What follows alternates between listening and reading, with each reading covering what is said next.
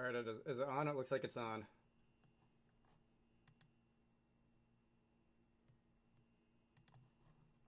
All right.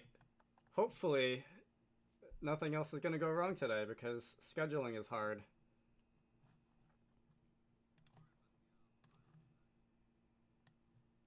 Oh, the fire is just always there. That's it's one of the things you get used to when you're programming computers for long enough.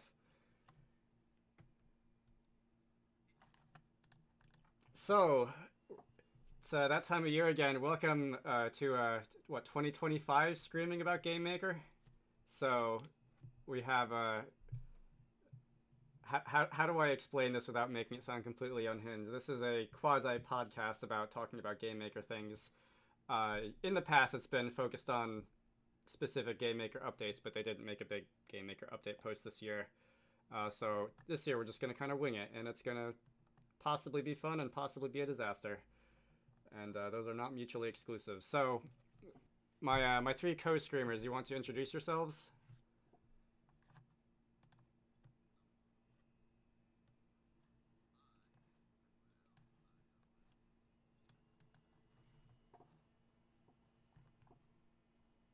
It is actually the middle of the day for you right now, unlike the last time we did this.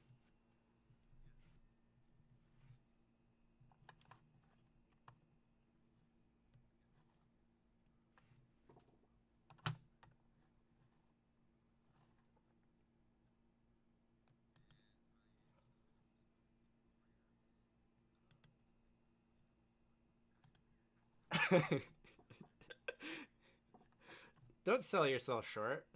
We like having you around.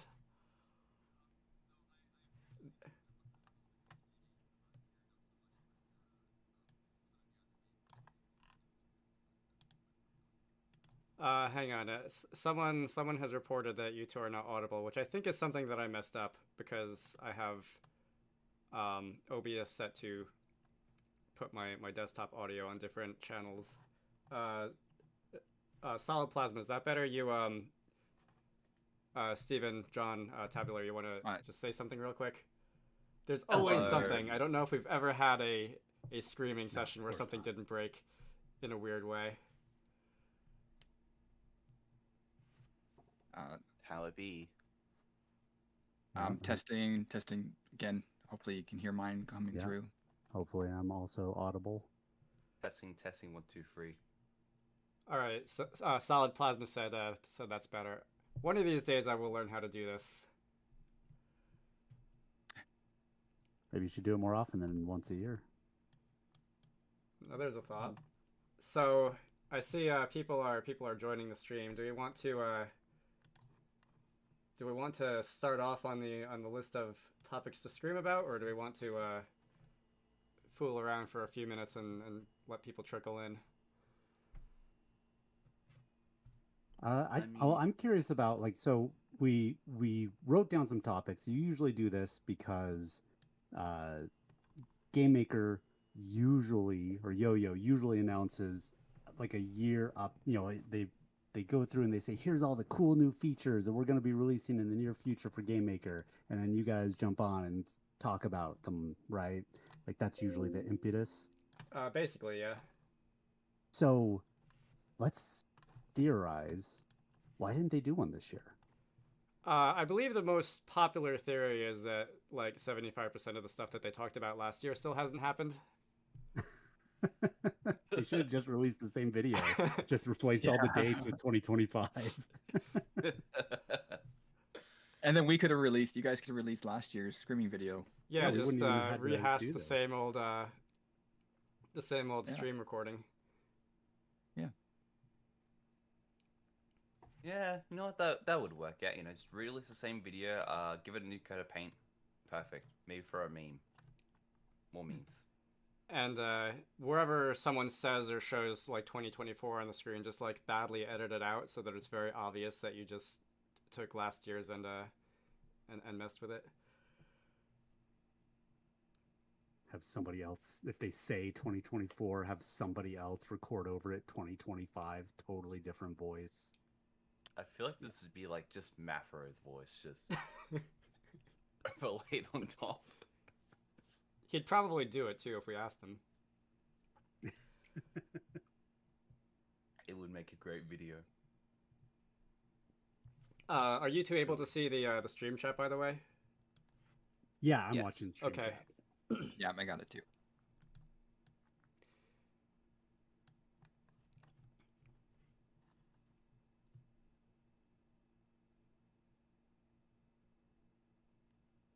So I Um, guess we just start with the list then. Like unless you want to chill and wait for more people to join, but I think we should just get started and Just jump on in. All right. let's jump on in. So wait, do we want to go in order? Do we want to? The first thing I wrote down on the list is like the end of the current runtime, 2024-14 and 2025 LTS.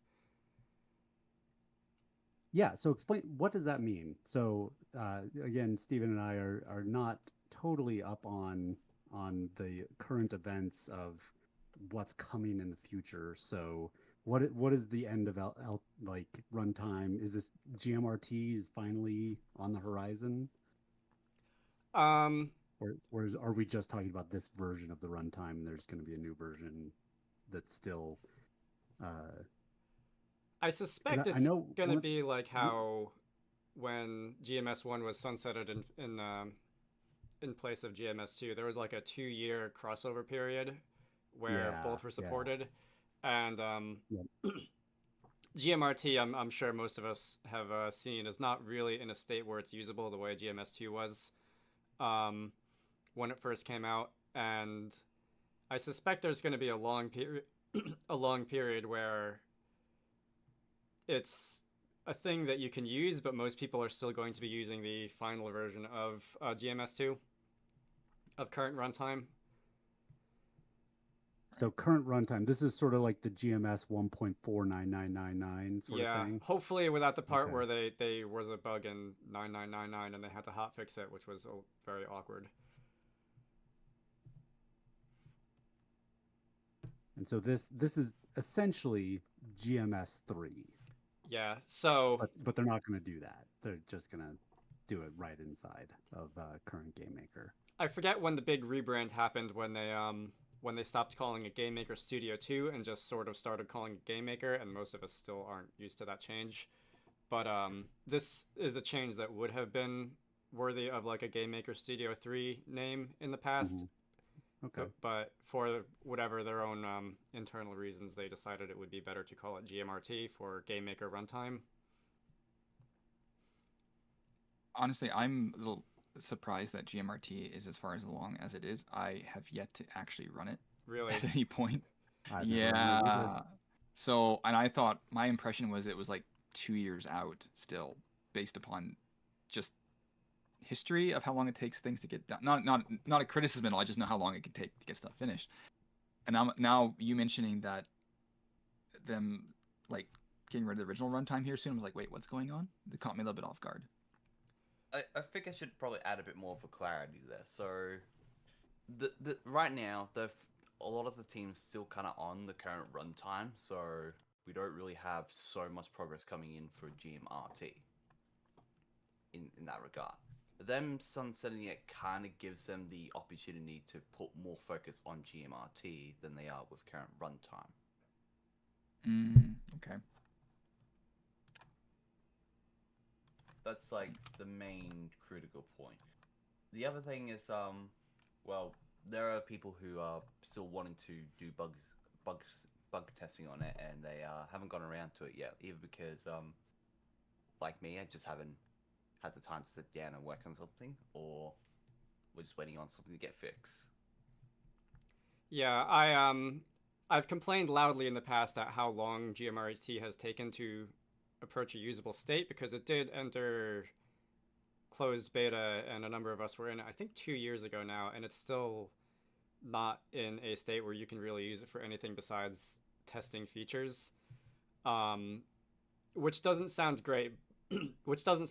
But to their credit, probably most of the GameMaker team has been working on the current runtime, and whenever the final update for the current runtime comes out, they're going to have a lot more manpower to develop GMRT properly. So I do want to give a bit of that context whenever I complain loudly about how slow things are going. software development's hard. It Yeah, takes time. software development's super hard. But that's the plan. Is like one of these next like monthly releases for GameMaker is going to be the last one before they switch over to GMRT. Like this is imminent. Like, is that the plan that we, as far as we know, or are we still going to be getting regular month? Like, you know, we've been on 2024.14 for quite a while now, or 2024.13. I mean, Yeah, if we're guess not you careful, can- it's going to be 2026, and we're still going to be getting 2024 updates. Yeah. So they no, are the- taking their time with the 2024.14. It's been in beta for like 4 months now, and I think in the past I definitely would have been weirded out by that, but most of the changes that I've seen recently have been like bug fixes that have been not things that have not been fixed for a long time. So it looks like they're really trying to get those under control before getting it out the door.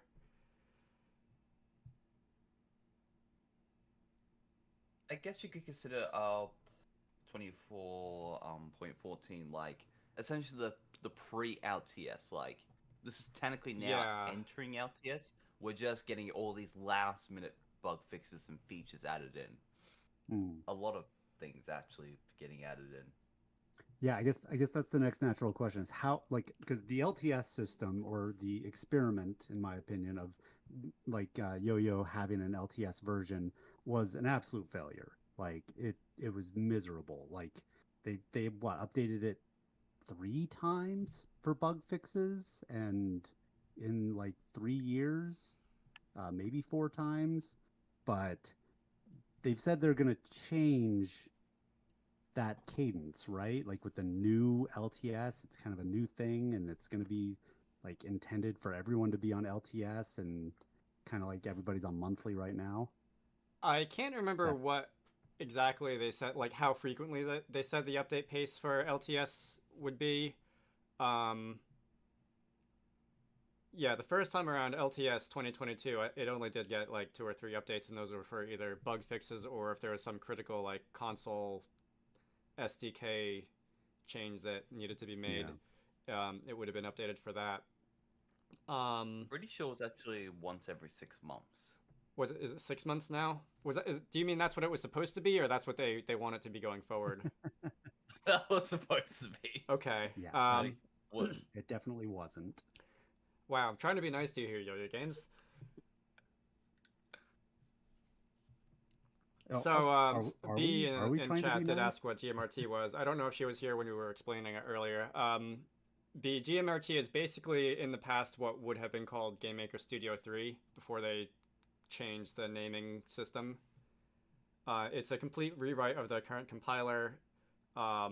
It's aiming to update a lot of things like, for example, the ancient version of OpenGL that it uses, among other things. Giving us more control over the game. Yeah. In ways. Hopefully that will come with performance improvements over the current version of GameMaker and all sorts of other like modern quality of life improvements. Has there been any comparison already of what the performance improvement is with GMRT versus the Oh, Steven, I've got some charts for you. So I've been every time a new GMRT comes out, I do test it using just random bits of code and also like my 3D collision system. And on average, I'd say that currently it looks like GMRT in its VM mode is about as fast as the current YYC. Okay. Whoa. But it does currently depend a lot on what you're doing. Like if you're allocating a lot of structs, it's in some cases slower than the current runtime. If you're just doing pure math, it's much faster in some cases. Okay.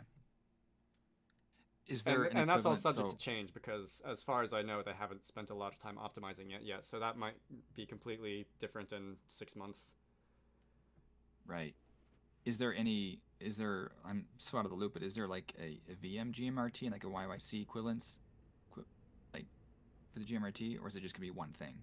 There is a like VM and a fully compiled mode. I'm not honestly sure why, because it seems like in most cases they do behave the same, and it's not like the current YYC where you will get really weird and random bugs that don't exist in VM.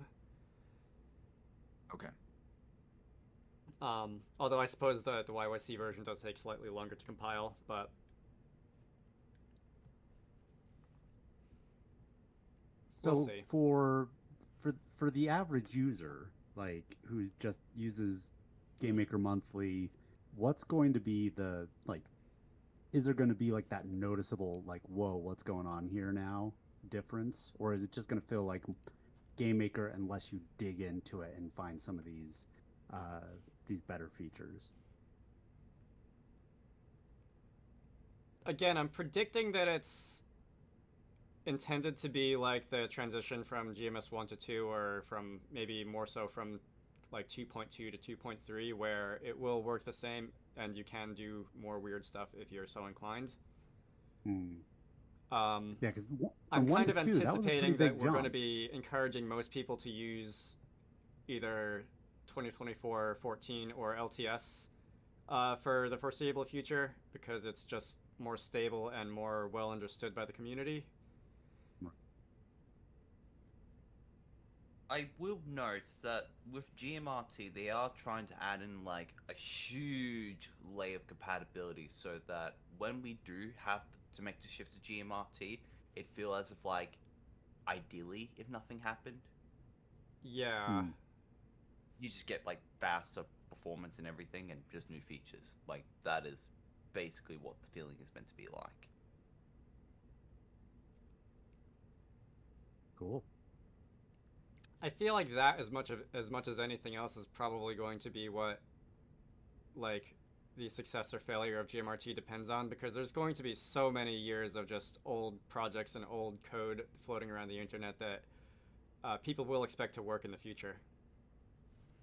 I should probably clarify, not just for us in here, but also for people chatting, that GMRT is a runtime specific um, edition. Um, so anything related to the IDE, the code editor, the room editor, etc., that's not a part of that in terms of GMRT. It's just how the game runs, Yeah. how the Yes. code is executed. It's how the ones and zeros beat boop. Yes. Okay. But Is there my supposed to? understanding. Oh, go ahead. Oh, sorry. Go ahead. No, you go ahead. My understanding is that from a licensing standpoint, if you bought a GMS2 license, that license doesn't work on like a commercial license for the perpetual commercial license for GMS2 stops working when you switch to use GMRT. That's been kind of what I've heard, just Well, murmurs and what Russell has said. it's more like it's a little bit like complicated because it's not like having no license stops you from making a game and just Right. putting it out there. It's more of like, I guess the best way you can go about it is like in Australia where we kind of have like an honor system in terms of like gas stations where you don't have to actually just pay up for the gas upright that you want. This is not where I expected this metaphor to go. You just fill up the car with however much gas you want to fill up, and then you go to the servo and then you pay for it. Yeah, yeah, or like a restaurant, you order all the food you want, and then they bring you the bill, and you either run or you pay. Yeah. So with the license circumstances, it's like with all of the legacy / current users who haven't paid for a professional license, which assuming that'd be like a vast majority of us Mhm. at this point, we when we go to GMRT, we can still make games for the current runtime and we can still sell them. But anything for GMRT, we'd have to pay the professional license if we want to kind of have respect to the honor system. Right, right. So that's like the to main stay thing. kosher, you need a modern GameMaker license, a commercial GameMaker license, not a legacy one where you bought 10 copies of GameMaker Studio 2 on Steam for $3. I mean, I'll Yeah. have to pay for the first time in like 10 years. Yeah, it's been a while since I've actually. Well, I don't release things commercially, so haven't really needed a license for a while. Yeah, I've been sitting on this original GMS2 license since it came out in beta in what 2016. Yeah. Yeah, I feel that like I might be don't in the have same boat. much latitude to complain about licensing at this point. Although I do understand that people who paid for it much more recently would be one, confused, and two, feel like they're being run around a little bit. Well, and it's important to point out that much more recently would be like 2 years ago, Yeah, right? Like before this the is most this recent is license GameMaker change. Yeah, Studio 2 licenses that will cease to be kosher with the new runtime. So back before the free license change was made, Yo-Yo Games was very careful in their wording when they talked about like current and future runtimes in respect to licenses. I've heard less of that recently. I don't know if they're just not making as much of a big deal about it, or if I've just stopped paying attention. Well, Yeah, I I remember- haven't heard them say too much about like the whole license deal in a while. No. yeah, ever since the kind of subscription thing came and went, which felt very, very short-lived, like it's been fairly quiet. Like subscriptions came, they started saying, "Oh yeah, you can use your old license. That's fine, but if you want to use our asset packs or you want to use the upcoming GMRT, then you'll have to have a subscription, blah blah blah." And then if you have a legacy license, we've given you 48 months of subscription. I remember that fiasco. And then they're like, nope, never I feel mind. like that was in Unity's theory a good stupid. idea, but Or nobody Unity's just stupid." understood what it meant. Yeah, yeah, I didn't mind it, and but I come from a position of, I'm willing to pay for my hobbies, and I think Yo-Yo makes an amazing product that I use way too much all the time, Mm-hmm. so I don't mind paying for it, but that's not the situation everybody's in. But yeah, monetizing this sort of thing is always going to be a challenge. Yeah, no, I feel the same way. Like I had a license for so long and had so much use out of it, and gave them barely any money considering how much use I got out of it. So I won't complain either. To a point, I didn't mind what they kind of did have going at one point in terms of the monthly subscription, but I am also happy the fact they made it free for mostly everyone. Yeah. It's really nice. It's very nice when people come into the Discord and they're like, "What do I have to do so that I can release on Windows or Android or whatever?" And we say, "Nothing. Just do it. Just like you only have to pay if you want to sell it for money." It's like, "Oh, I can just make a game for Android. Yeah, just go do it." There It just is makes it really one simple. key point I would bring up though, and it kind of makes me wonder a lot on this. Because on that point, you can make a game and you can export it without doing anything else, except you need an Opera account. Or at Yeah, least that a that has account. also been a source of confusion for a lot of people. Hmm. Yeah, like, it's like the only go-to requirement. And, I mean, I can get it. Having an account ready to go, you can kind of sync up a bunch of things like GitHub issues being hooked up to your user account. What other examples? The marketplace. It makes certain things easier, like being able to report issues and have them tied back to you, which, for what it's worth, probably most novice users don't actually care about. I was also going to say something about the marketplace, and then I remember that's been in a state of purgatory for like 6 years now, so I don't know if that's I wanna know an what the argument for or marketplace- against. Yeah, very very curious. I've been wondering what's going on with that for a while, and maybe we shouldn't dive into that yet. But anyways, that's where my mind That's wants to go. the marketplace improvement is, the old joke about nuclear fusion always being 30 years away, because that's about where the marketplace is right now. Yeah, I do check back sometimes. Like, oh, have they updated the front page? No.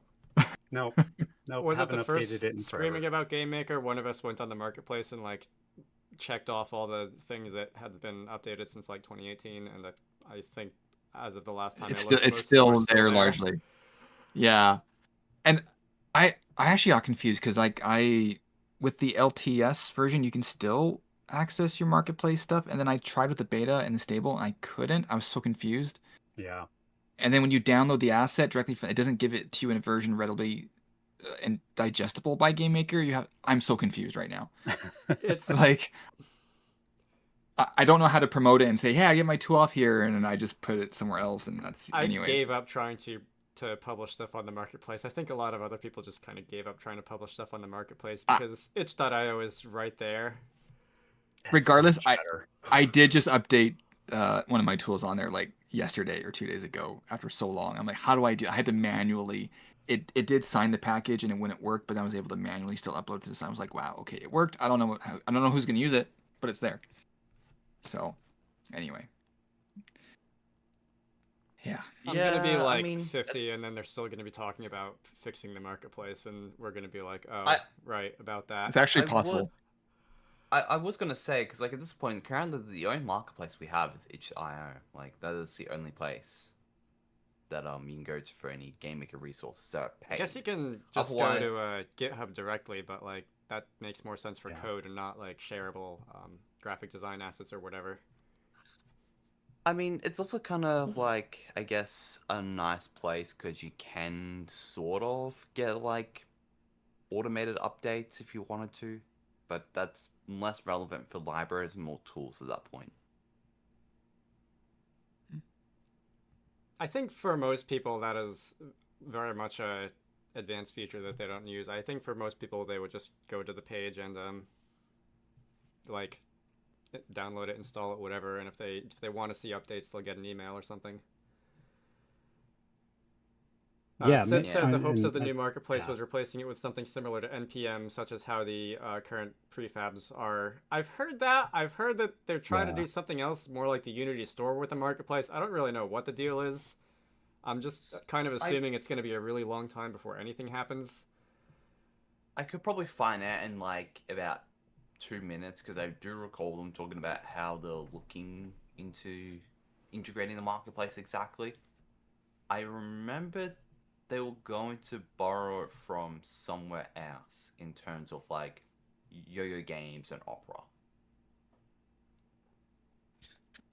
That's like the Opera web browser extension marketplace or something? No, let's see if I can find it. That sounds even more weird than I thought it was going to be. Be surprised. Remember back in the day when, what was it, they built, they were gonna like you install the runtime on iOS, I think was the plan. Oh, maybe I shouldn't. Anyways, you mean like the old GameMaker player from GMS1? Yes, that's what it was. Wow, yeah. I haven't thought about that in about 5 years. Yeah, that's coming when you mentioned weird. I'm like, we've been here before. I seem to recall a thing. Yeah, the GM player. I think their plan was so on iOS you could install the runtime and get around the iOS store. Oh, because Apple doesn't like sandboxing things? Yeah. And I think that was probably what they're trying to do, and I think it just got squashed by, Apple regulation and whatever. Yeah. Anyway, that's where my mind went. The whole 2010s decade was such a weird decade for this engine. And that was the Sandy Duncan era. Yeah. That was the Sandy Duncan era. So that was pre Playfab and Opera. I have found words. I've sent a screenshot. B said, GM should just update the way source control work. The Git is held to work around. GitHub is faster and easier to set. Do you mean like the built-in source control to the IDE? Because that's been notoriously difficult to use since like 13 years ago or whenever that was first added. Did anybody use it? I tried once, and then I just went to GitHub Desktop, and it was about 1 billion times easier. I mean, the way I would see it is that once we get like IDE plugins, and it's like people can just make their own source control plugin. I feel like source control built into IDEs in general is a very contentious issue, because some people love it and some people just hate it, and there's never anything in between. kind of not against the idea of like a built-in like IDE like source control. I'm more against it when it doesn't really get that many features or updates. Or when it fails and it Like, doesn't tell you why, what shift memory serves the built-in stuff is prone to doing. or it doesn't give you much options. Like, I don't remember. Can it do branching?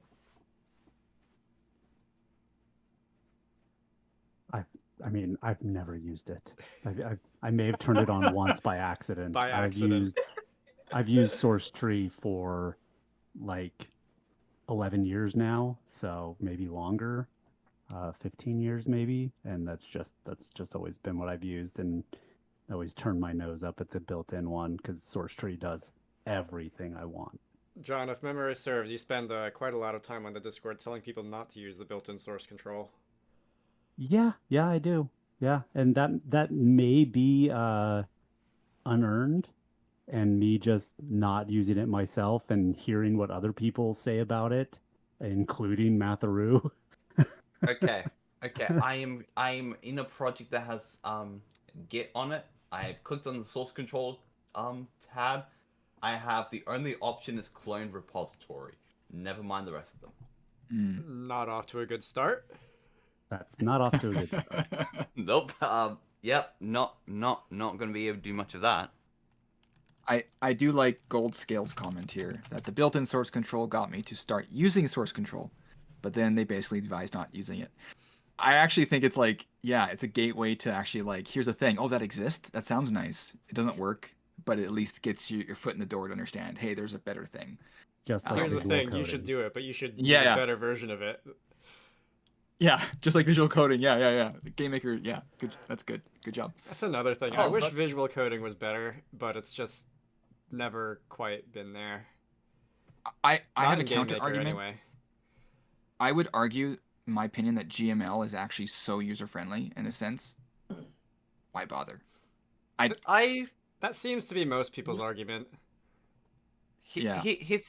See, that is an argument I can agree with, but I also like to think about for some people just minds just work more differently.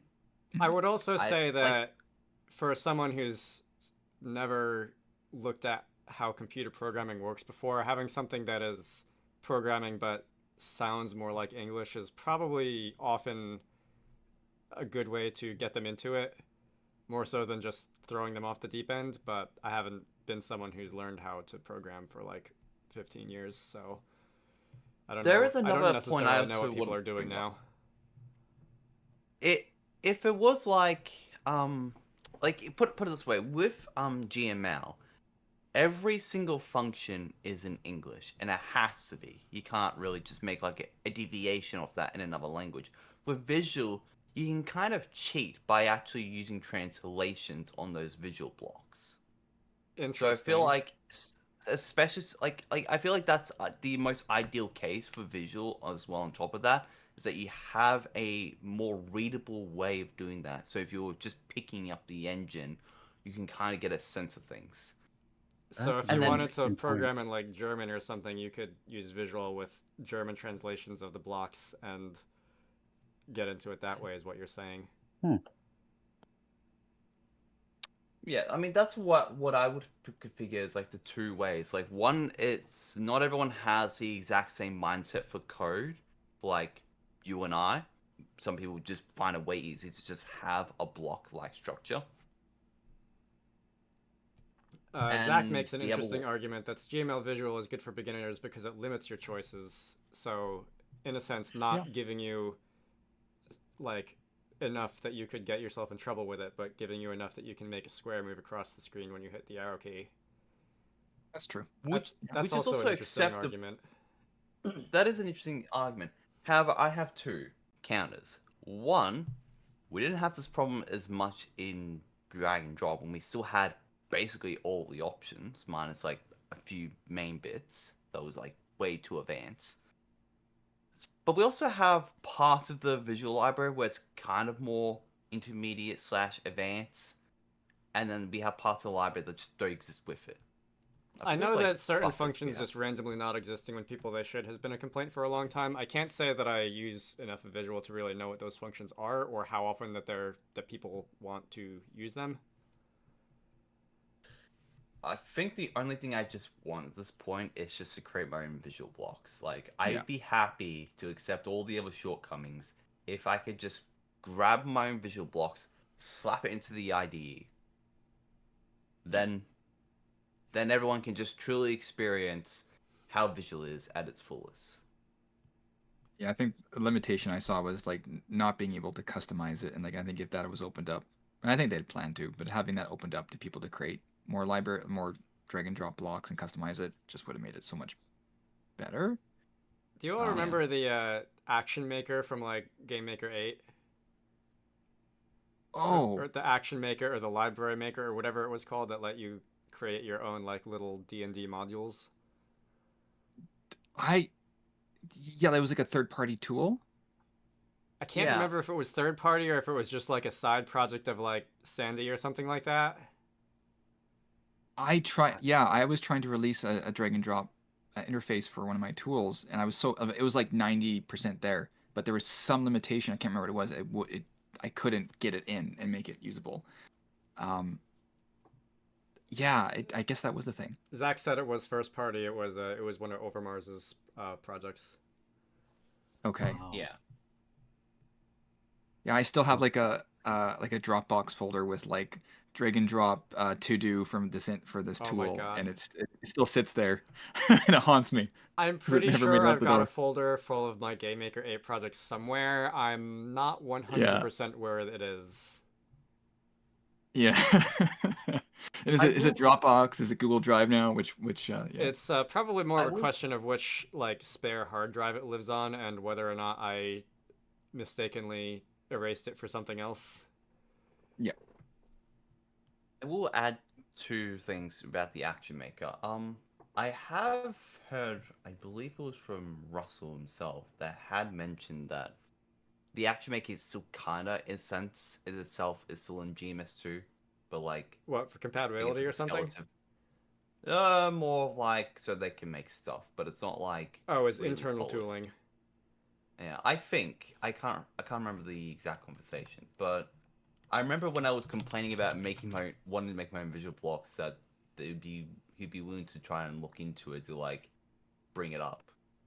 But that has been a long while. Wasn't that like That wasn't it like sounds 4 or kind 5? of like I when think I they remember first you added mentioning it. filter effects and they said, yeah, maybe someday we'll let you make your own, and then it's 3 years later and we still can't make our own.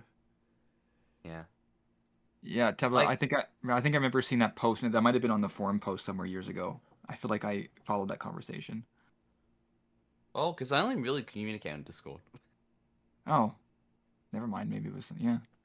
But I mean, yeah, I don't know. If that's the case, then maybe there was just two people conversing about it. I'm not alone. It's Mhm. also possible that like Russell, if you're listening, I'm sorry. Russell does sometimes like think out loud. And he'll say things in a that would be interesting sort of way, but it comes out as like a that is something that we're planning sort of way. Mm.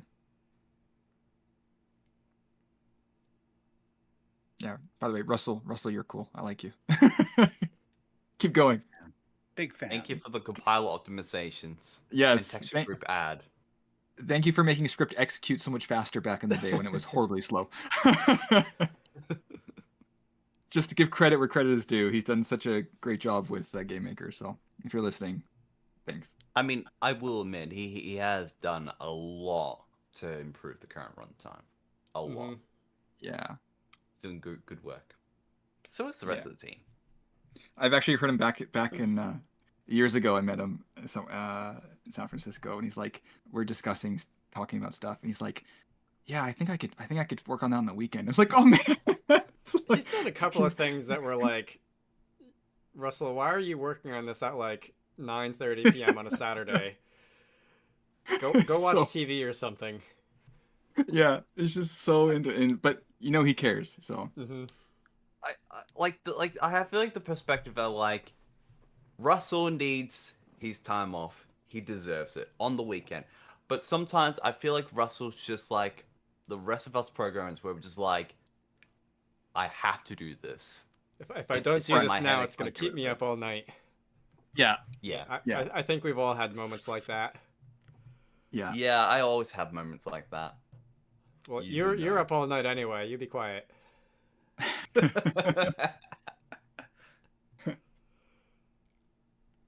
I don't even remember So- what conversation thread we were on before we got here. Yes, Does anyone want to m- try maybe- and rein this in a little We're bit? on visual. Let's We'll go ahead and rein visual, this so- back in. Yeah, let's So- so speaking of features being added to the current runtime, as this current runtime is sort of wrapping up, we're getting maybe one or two more updates before it's kind of put on hold in long-term service while more focus is put on GMRT.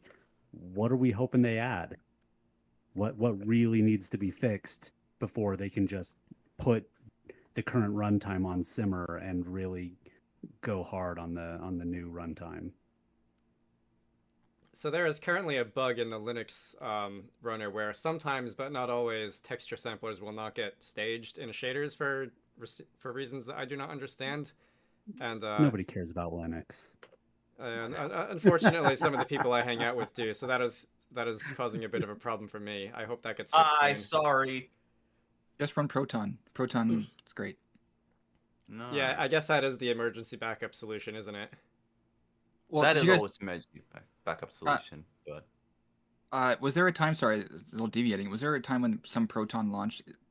The GameMaker games seem to run really great on it now. By the way, I've mostly heard good things. I do not have a Yeah. Steam Deck myself, but I've heard mostly good things. I just picked one up. I just got a Steam Deck and was playing it. I was like, it works great. It Oh, actually seems right. easier to just develop for Windows, Proton layer over works, and not worry about. The Steam Deck strikes me as the closest that we'll have to like a standard platform for PC, the way that you have a standard platform for like PlayStation and the like. Mm-hmm. Yeah, it's pretty solid. Sorry, I I can deviated. say- Yeah. No, I know. I will continue that conversation briefly. I'm going to continue the deviation. I do like Proton and GameMaker. It works really nicely. The games, mind you. The idea is a hit or miss. That's being generous.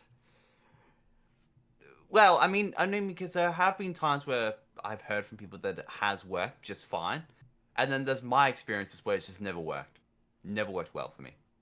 I haven't Yeah, tried I it would in a install while, it. but most of the times when I tried using the ARM Linux version of the IDE on my Raspberry Pi, it's worked reasonably well.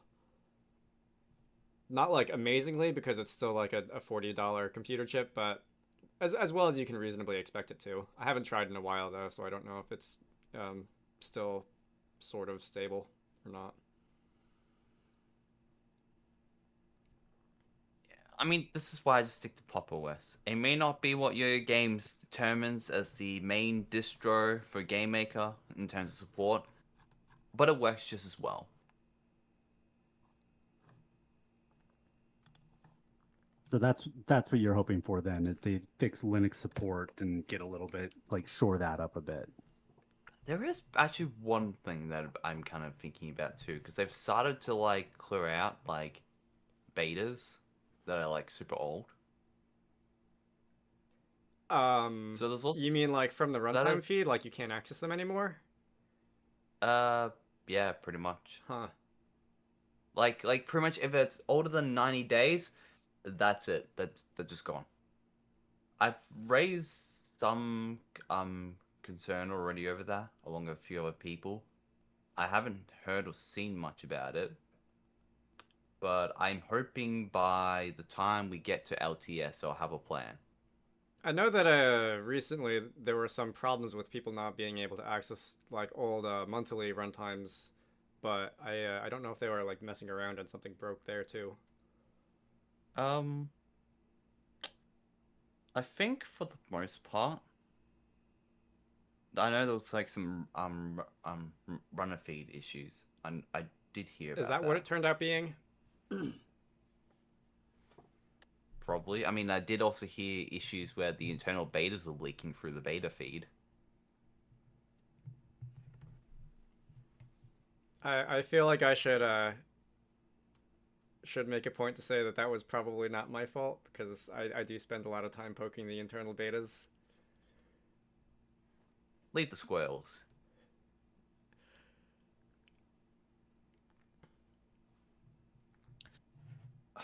There was something else I was thinking of with regards to like features in the current runtime that I'm hoping for. So mostly I am hoping for just bug fixes that have been sitting there since forever to finally get fixed. Yeah.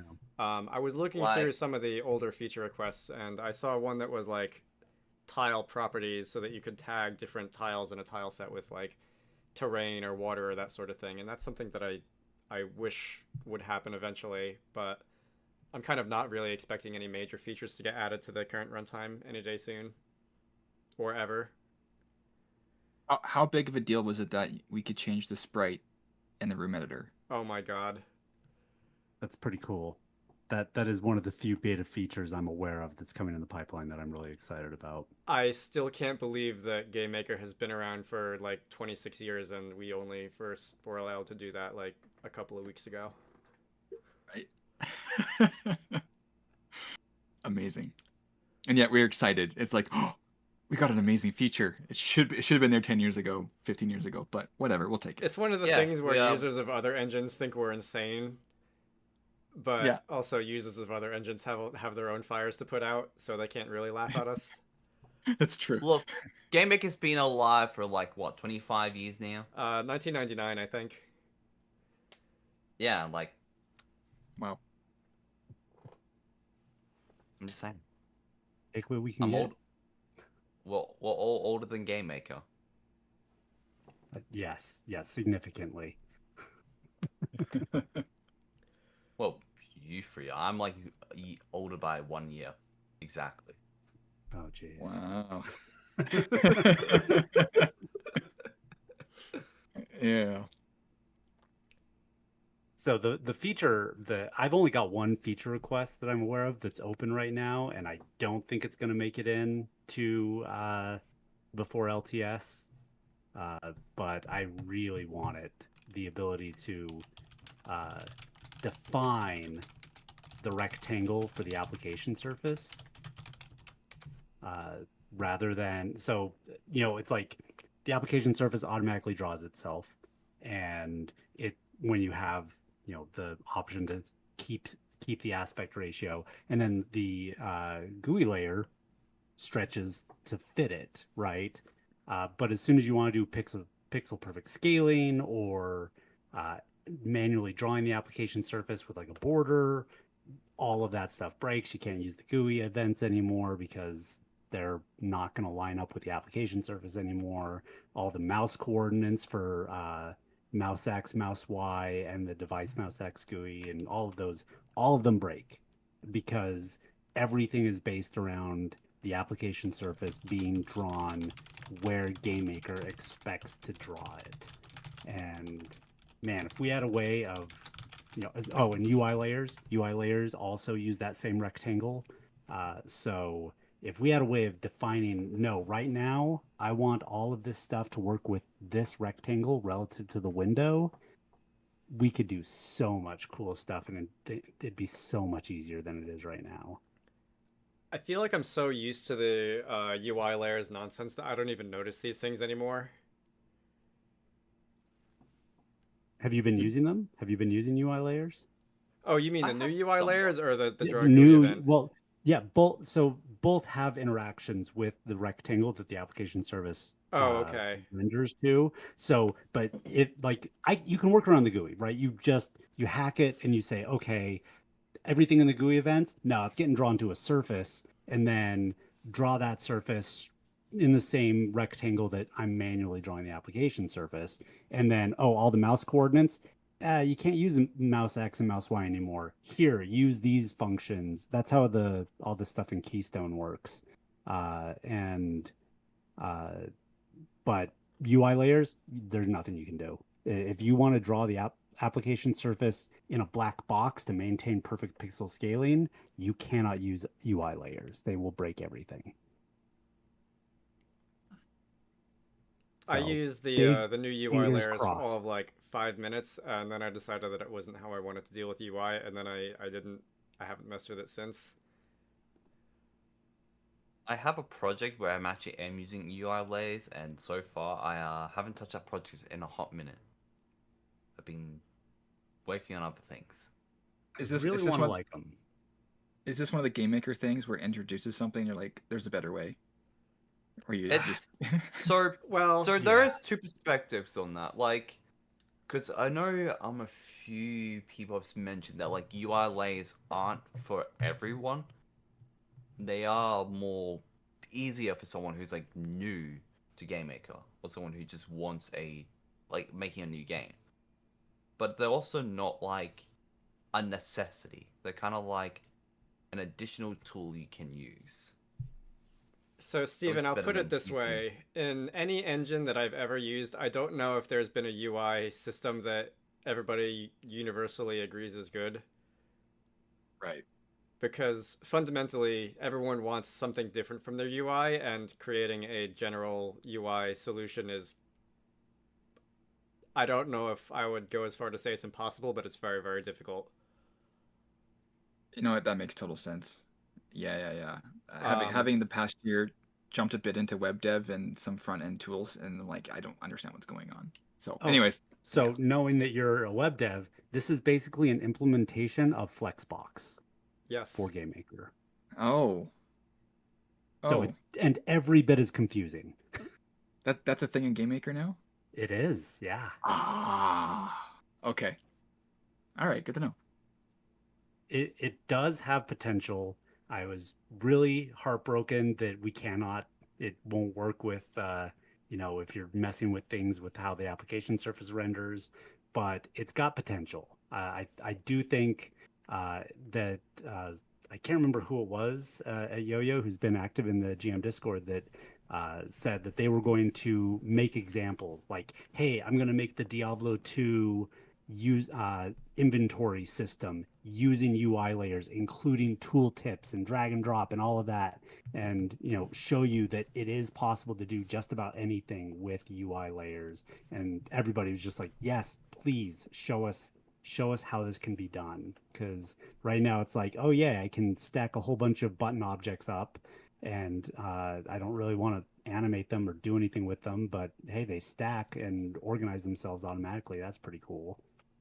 That's probably the best way to teach people how to do it, because, well, I guess you could like write it out longhand how to do it step by step in the classic tutorial way, but It's a lot of effort. especially for something that's as visual as UI, and people just want to like see where things are and how they fit together. And if they can put the examples out there, that can be kind of the tutorial maker's job out there, is break it down, turn it into something that can be consumable, turn it into content, put it up, do a 10-part series, how to make the Diablo 2. Yeah, that's my inventory job. system Turn this into using- English. I see Yeah, some there you people go. correcting me in the chat on Unity's UI is actually good these days. For what it's worth, I haven't really dove into Unity's UI stuff in like 5 years, so for all I know, it could have been improved dramatically since I last used it. Is view x view plus 20 not enough? Can we just Oh, how dare you? How Sorry, dare view, This you? is- view x view plus view width take away 20. We don't even have those variables anymore. I think they're still hard coded to work for compatibility reasons. They are. So this is actually a bug we just found, and I just submitted last week. All of those view variables are still in their kind of deprecated format, like they're there for compatibility, but Don't the take them away. IDE doesn't mark them. Like Yeah. they look like just normal variables. Cool. And if you try to use them, so somebody in our in the GM Discord was making a game with enemies who had a vision cone, and they called the angle that they were looking at the view angle, and they're like, I think I saw you complaining about that.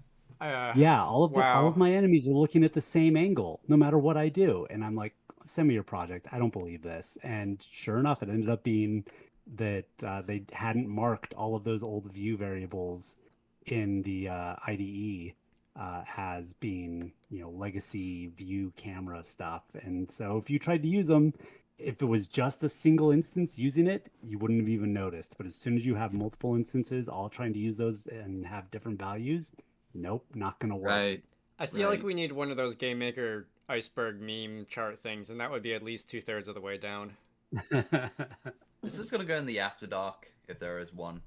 It's currently 12:30 a.m. for where I am. I think this whole thing is after dark. Hell yeah. That is a joke that only works for people in certain time zones. I'm sorry. It's okay. I'm used to it. Well, it makes Any me other- happy. Any other bugs we're hoping to get? Features, bugs, things we There want is fixed? one which I am surprised about. Draw rectangle.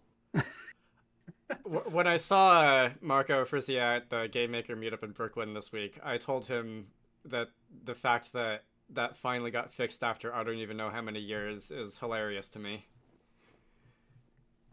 I What was think we wrong should with give some draw rectangle? context. Yeah, what's wrong? with So draw there used to be an rectangle? off by one. I forget which side. I think it was like the bottom left side of a rectangle would be off by 1 pixel. Okay, yeah, I've definitely accounted for that in the past for sure. And Is that was not intended? That's a bug. it was just like that for I didn't even know how many years, and it never got fixed until the 11th hour in the 2024 1400 betas. It got always chalked down to that it was like just a platform difference issue and they couldn't do anything about it. But I reckon it's because they're doing GMRT. They've realized we have it fixed here. We may as well just fix it here. That's The my being only platform main guess. specific thing always sounded a little bit funny to me because, like, it wasn't like on certain generations of graphics cards it would be wrong, and on certain generations of graphics cards it would be correct. It was like on Windows it would be wrong, and on mobile or something it would be correct. And you would think that would be something that they could have like accounted for ahead of time. And I do wonder if it was just if they assumed it was a different bug than it actually turned out being, until someone went and actually looked at it. I mean, that's also not far-fetched, because you remember how people were going on about how, even with the sandbox disabled, they couldn't write to their program files, but we had kept on misinterpretation of, like, your C program files, not the Oh, and game's they were talking about the files. games like / location. Yeah, like the bundle area. Like, a lot of people were talking about the bundle area or the executable area, and it kept on being misinterpreted as like program files until I kind of reclarified a question. Like, I walked in and reclarified a question on that aspect, and then even showed like an example screenshot or like video, and then I submitted that as a bug report, and it was good. And then we got on to all of the shenanigans, but that's for another time. And then we found other things to break. Don't you just love breaking things to get them fixed, to break them again? The life of programming. I'm still sad about the thing I recorded. Sorry, Steven. Oh, no, I'm still. No, go ahead. What was the comment? Or what was that? I saw someone else in chat asked what GMRT is, and I guess this is something that I'll have to explain several times as people trickle in and out. So in the days of old, GMRT would have been considered GameMaker Studio 3. Since they rebranded because they're trying to, I guess, separate the like GameMaker IDE from the GameMaker compiler. It's a future version of the compiler that GameMaker will use. I don't really think it's going to open up GameMaker to other platforms because GameMaker generally works on all the platforms of relevance anyway, and some platforms of irrelevance. But among other things, it should run faster than the current GameMaker runtime, and also it will hopefully bring some updated quality of life things like a newer version of OpenGL or things of that nature.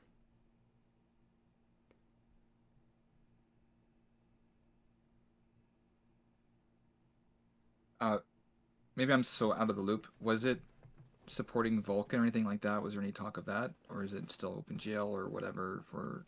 I forget the specifics. I think it's I can't remember if it's Vulkan.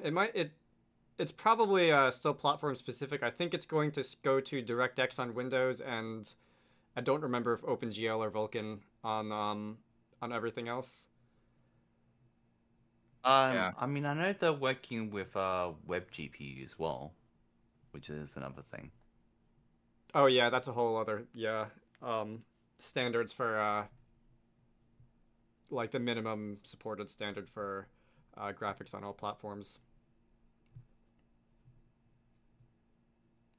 It's one of the nice things I liked about GameMaker is just that it has supported older devices because it's been like an older OpenGL. I know like with Godot, some of it has been like Vulkan focused, the renderer, and because of that, they've had actually legacy issues of trying to support like more lower powered devices and stuff and older devices, which is not an issue for GameMaker because by default it's just archaic in any way. But in one sense, I think it's been kind of great for just supporting all the things out there. So Yeah. Does GMRTK also, or GMRT, does it also support, like, is this where the possibilities of other languages like C# and JavaScript and things like that Oh, Oh actually, yes. come in? Now we're getting in to the fact, fun right part. now, in fact, in open beta, you can right now actually just download the JavaScript package and more or less use it. Wow.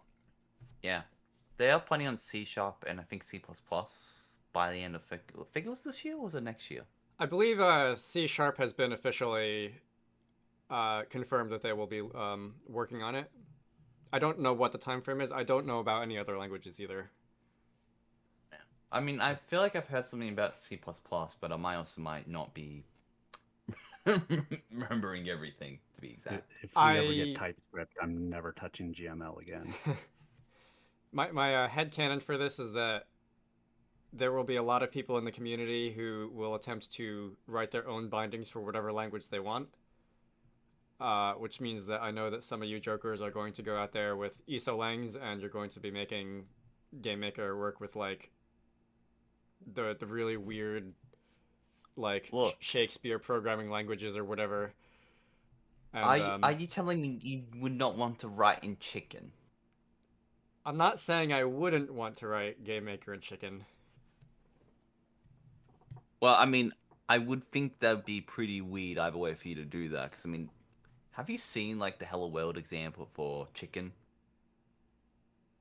I certainly haven't. Look, Let's just say, in the best way possible, it is long. Like, I could probably take a screenshot of it on my 4K monitor, but that's how long it is. I'm just saying, I don't think if anybody was given the brain choice of cells? writing in a normal programming languages versus writing in a language that looked like stage directions written in early modern English, why would you ever write in a normal language? Exactly. Alright, I've thrown up a screenshot. Yes. Oh, no. That is amusing. That's a Hello World example. Can I Here's real another quick Hello flip this World over example. to show on the stream? Yes. There we go. I have no words. I stand corrected.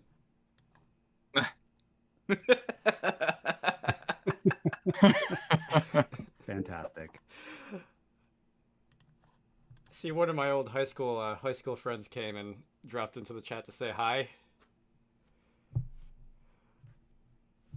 Hello. Awesome. welcome. I completely have lost the thread of discussion here. All right. Well, I think we've kind of belabored the GMRT, LTS stuff. There's still going to be a lot of stuff that's the same, right? Like, it's not like the IDE is totally changing, like going from GM8 to, modern GM or anything like that. So things that they're still working on, like Code Editor 2, is going to be moving forward, right? It's not like they're just throwing all of that out. It's coming. It's also going to be there with GMRT and still getting updates and still because I haven't used Code Editor 2 in a few months because I used it for a few minutes and was like, let's put this back in the oven for a while. And I'm really excited about it, but last time I was messing with it, I was still still missing some stuff and still had some stability and coloring issues that I was not willing to put up with. So this is part of the whole IDE plugins shenanigans sort of thing.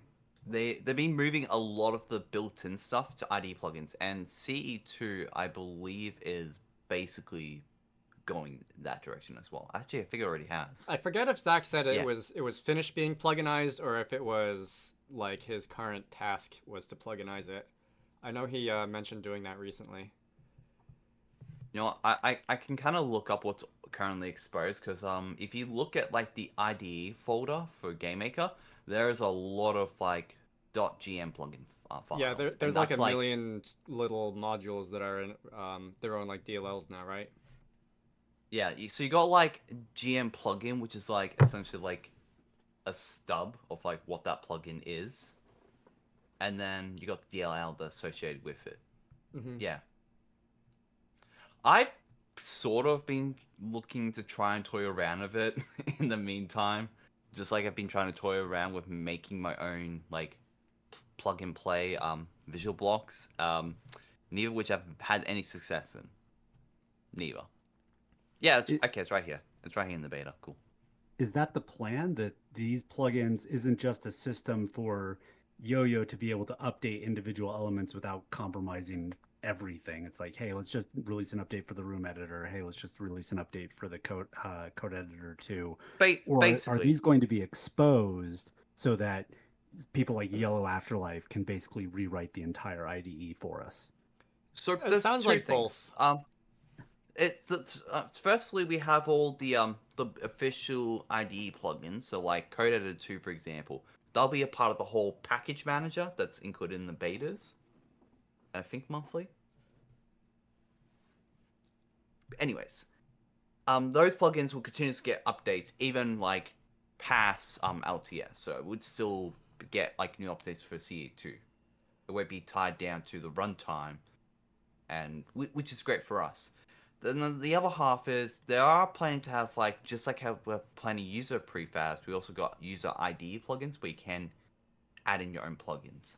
I don't have the most amount of context in terms of how it would be. I do know there are some plugins that do have things exposed, so you can just hook straight into them. But I suspect there would be some kind of ecosystem, either be Yo-Yo Games managed or be, I guess, community managed, in terms of how plugin access would go. I know that in some of the announcement posts in the past, they have talked about user plugins, which made people very excited. I really haven't heard very much concrete news outside of that, so I'm guessing that's probably not going to happen for a long time. My hypothesis here is that they're going to get all the bits of the GameMaker IDE into a plugin first before they even start to think about that. Yeah.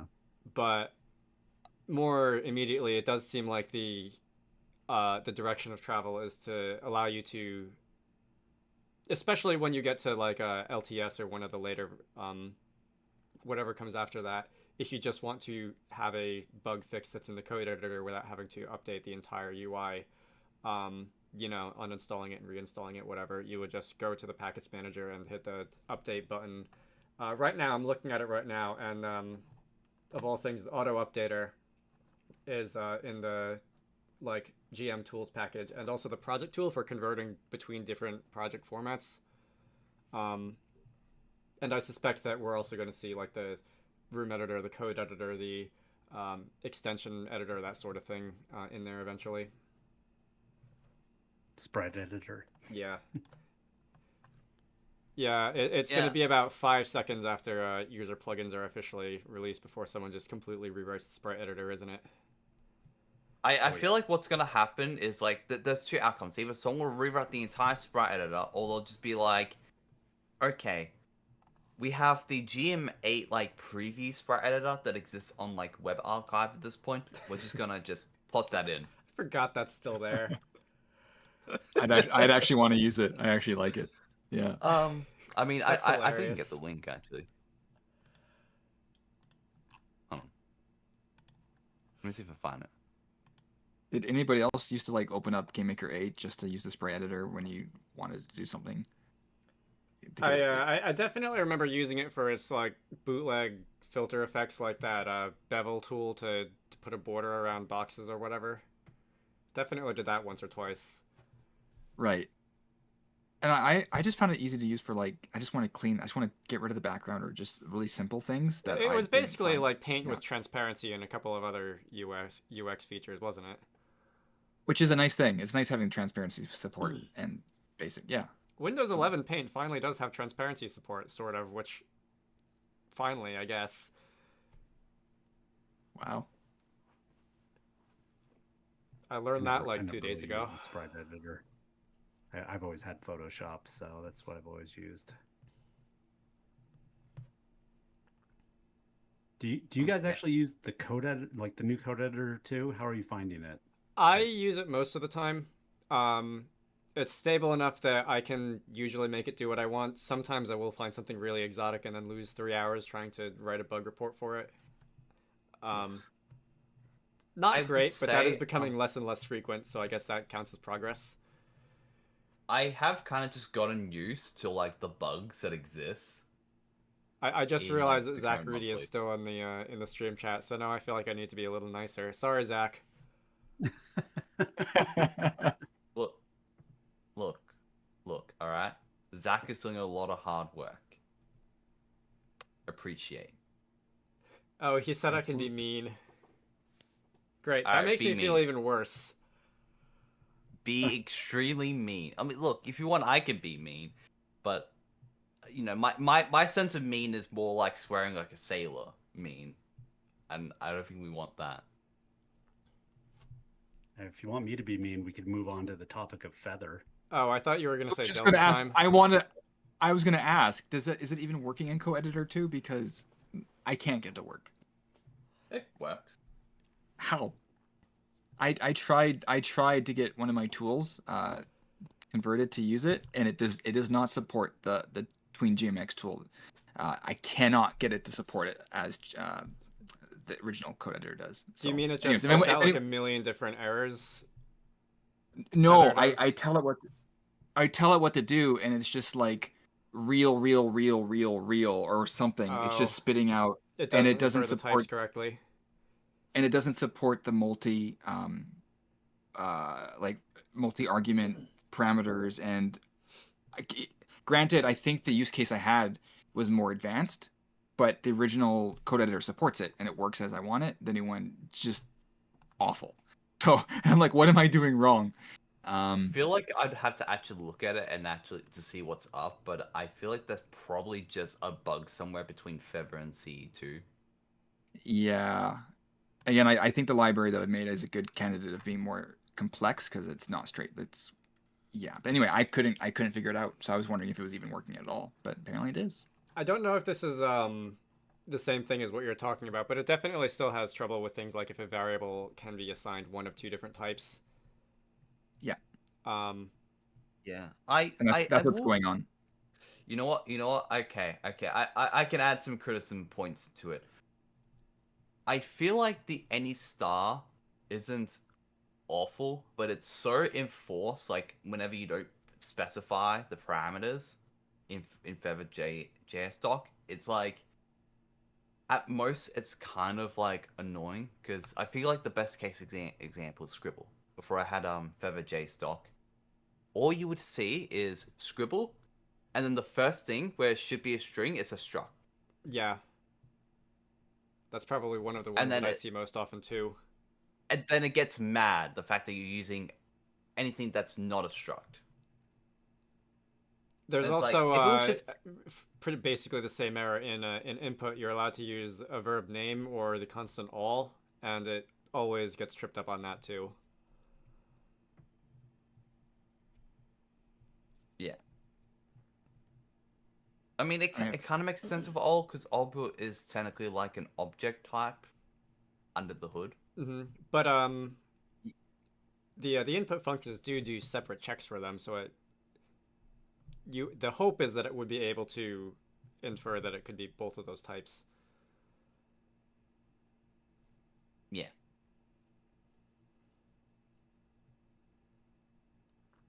Zach said, to be fair, I do agree that that pattern is bad, so I kind of side with Feather on that specific case. Well, What case? the computer science purist side of me wants to agree, but GameMaker doesn't really give us any better ways of doing that. Of doing what? What pattern is that? So in functions that can take an argument that is one of two different types. You'd be in other languages, we'd have overloading, which would recognize that the signature of the function has two different configurations. And It's Yeah. really two different functions that just call the same one function calls the other basically, but passes the arguments in a certain way. But yeah, overloading would normally solve that, and we don't have overloading, so The next best option is to have like two different versions of the function name, like scribble data struct versus scribble string or something like that, which would be a whole different pile of spaghetti. Yeah, I don't want that kind of spaghetti. And I like spaghetti. I have so much with the tool that I made. I have so much overloading going on. Like it's just like maybe some might argue too much, but at the end of the day, it just works really well. Like at the end of the day, the functionality is so, even if someone thinks it's terrible practice, in reality, it actually it's easy to work with. So it's kind of like, anyways, I try to avoid it review. most of the time. Once in a while, I'll do something where like a function argument can be a single value or an array of values, and it will try to like treat a single value like an array of one element. I try to avoid that though, because it's admittedly, when you write code like that, it's really easy to mess up, and then your code breaks and you have to spend 2 hours putting it back together. Actually, I will kind of deviate back into like the GMRT topic for a moment here. That is something that they did mention that we're also changing, is how variables and values under the hood were going to be represented. Because like right now it's like I think it was like 16 bytes, wasn't it? For like you mean a GameMaker R value? I want to say it's like 20 bytes, because there's the actual data, there's like a type, and then there's some other bits of metadata. Yeah, right. Yeah, because in GMRT they're changing that to more NAND boxing. So instead of like having all of this unused, like all this like wasted space, you just have like itty bitty little space, or as little space as it can possibly fit. Is this should we explain this real fast? NAND boxing. I feel like that's one of those things that gets thrown around a lot but doesn't often get explained. first time I've ever even heard of it. It's, you know what, you can explain it. So the not a number value in the floating point spec has basically like the bits in the 64-bit float that would signify not a number they allow for a range of values, like all right, I can't remember exactly what it is, but I think it's like if the number starts with like 30 ones in a row or something like that, the floating point spec interprets that as like a not a number value, and then the rest of it is kind of just garbage data. And someone somewhere figured out that you can use the rest of the bits in the number to store other information, such as in GMRT's case, like variable type information, as opposed to our current system where a single variable is like a struct which contains a number or a pointer and like a type flag and other metadata flags. And the main benefit, I think, is that they take up a lot less space in memory, so you like variable access time is faster, memory latency or memory bandwidth is reduced. You can store a single value in like a single CPU register without having to spread it over like a bunch of instruction or data registers or parts of the cache or that kind of thing. It really speeds up like certain value types. So like I think it was like 32-bit numbers are like sped up essentially because they can all fit within like a single NAND box value, and then true false. Certain types you can also include yourself, like undefined, can technically be under that category. It's the sort of like low-level bit hacking that you usually don't think about in modern computers anymore. Yeah, it's basically in the sense where it's like, in the best case scenario, if it can fit within like 64 bits, it will basically just be that. In the worst case scenario, you will have kind of similar to like an R value where it'll have like essentially like a reference somewhere, and then it'll look that up. I think that's how it is. Yeah, I assume strings and arrays and pointers and whatnot will still be references to somewhere else, but primitive numeric types will be NAND boxed, and that'll just be it. Cool. It's kind of like how in a 64-bit computer system you have 64 bits of addressable space for memory, but since no computer on Earth has enough memory to actually use all of that, a lot of operating systems will just give you like 40 bits for memory, and then you can use the remaining space for like other metadata about the pointer or like a hash to check if it's been corrupted by some buffer overflow or that sort of thing. Wow. Yeah. All right, Zach said that's accurate enough, so I think I think I can stop being a huge Uber nerd about this now.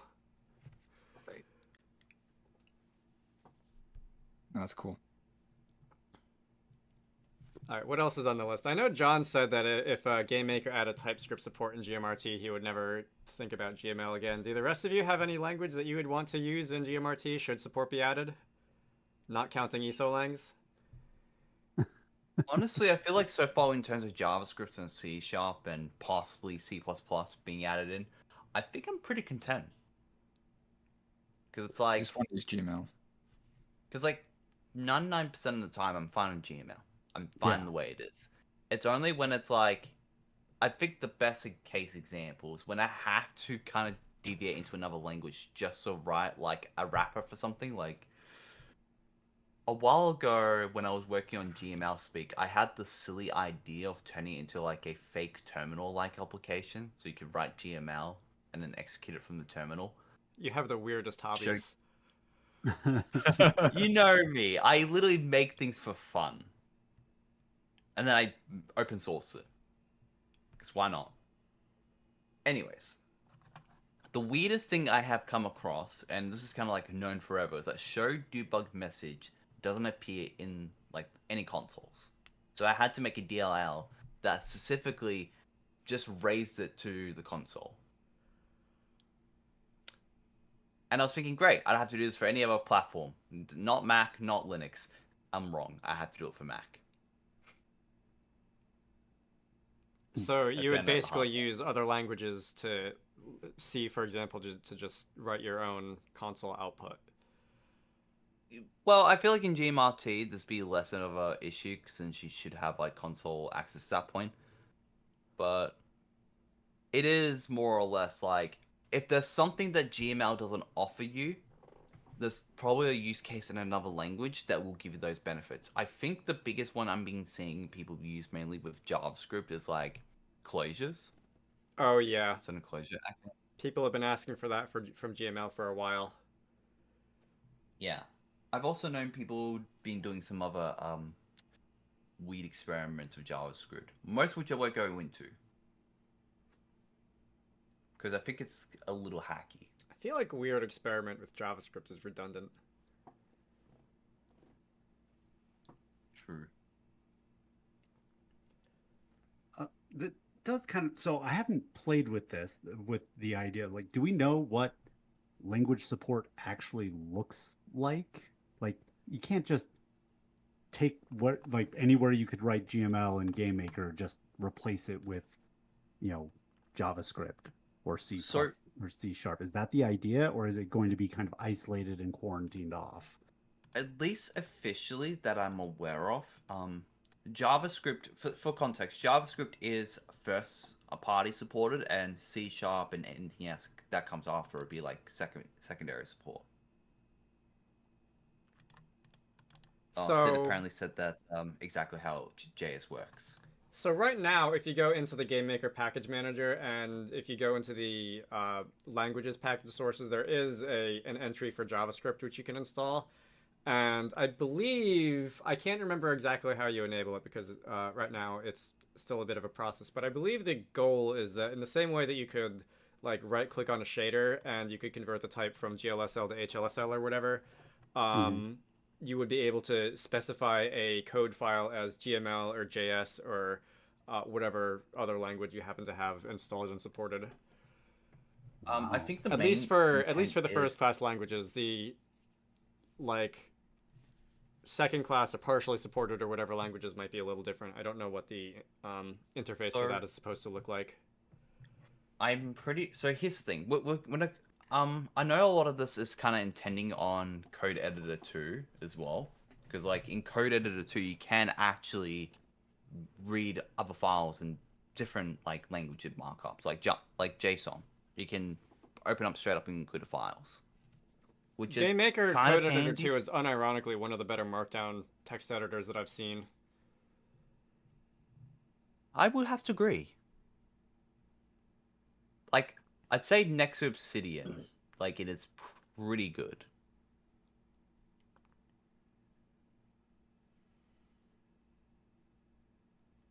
So But yeah, no. sorry, go I ahead. was gonna finish up my thought process. So you kind of can in C2 currently like toggle between GML and GML Visual just by interacting with the bottom right of the code editor. In terms of JavaScript, I know that Oh, that's that's where that went. basically just yeah. Okay, In yeah, terms I of just clicked JavaScript, on that and yeah, okay. yeah. I mean, you can also technically just go to like any like object and like right click on an event and then press convert to GML, but that's where the drop down is mainly going to be. For first party support, that just means that if you wanted to use something like JavaScript, you can basically use it anywhere you want. You can use it in an object, you can use it in a script, and whatever. Hmm. You can kind of like mix and match languages in that sense between like different assets. But secondary support is purely script only. So you can still call them on the GML end with both levels of support. You can only write like C# in scripts and JavaScript in scripts and objects. Interesting. That's Still actually that has a still lot more of streamlined potential. than I was thinking. I was thinking you were going to Yeah, have it's to pretty cool. yeah. I was thinking that if you wrote I a file in like C or something, you would have to like call a function that's like call statically linked or something like that and access it that way. I will actually bring up one thing in regards to C# that kind of got mentioned like the other week. I remember early So on there was something about like the .NET runtime having to like be its own separate thing from GMRT. I don't know if that's been resolved because I have heard a couple Yo-Yo Games people say that C# would be ready to go, and I haven't heard them address that. So I assume that they found a way to make that not a problem.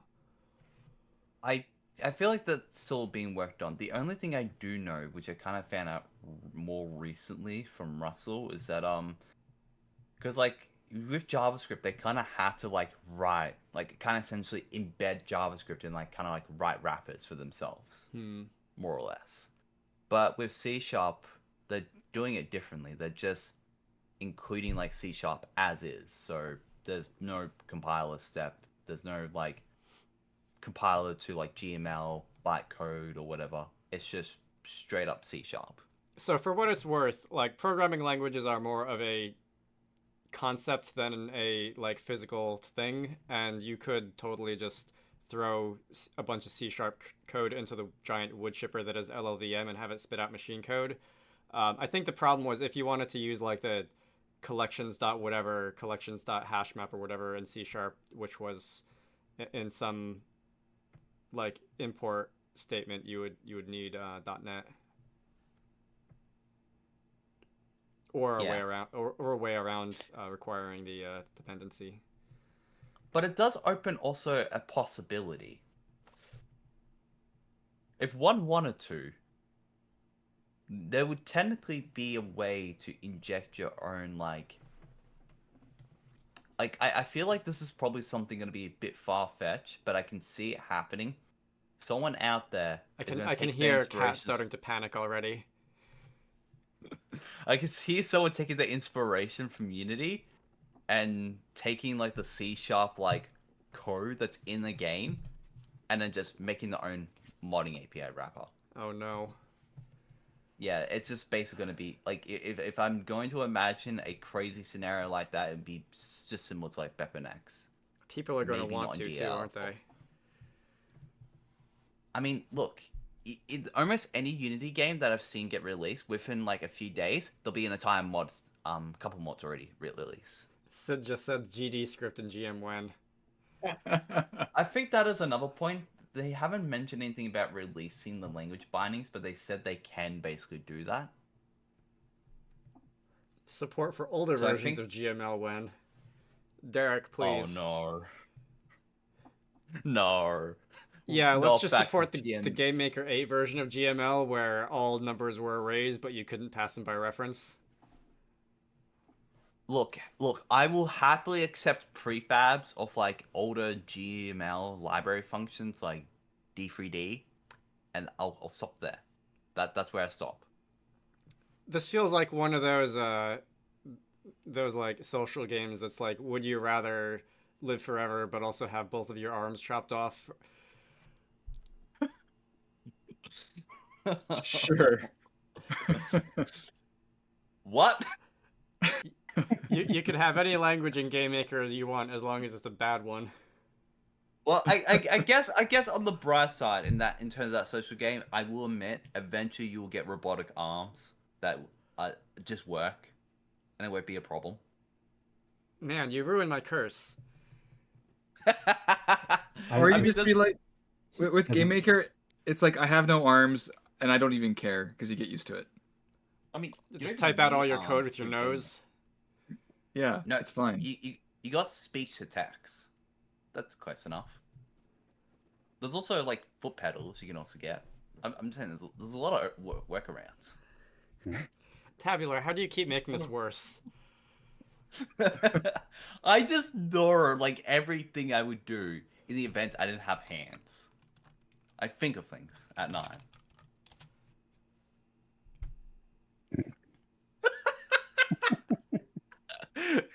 So that's why you don't sleep.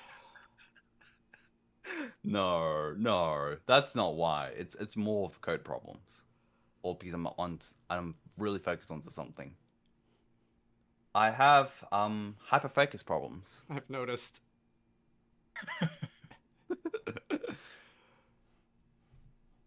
All right, is there anything else we wanted to move on here, because I have once again lost the thread of conversation.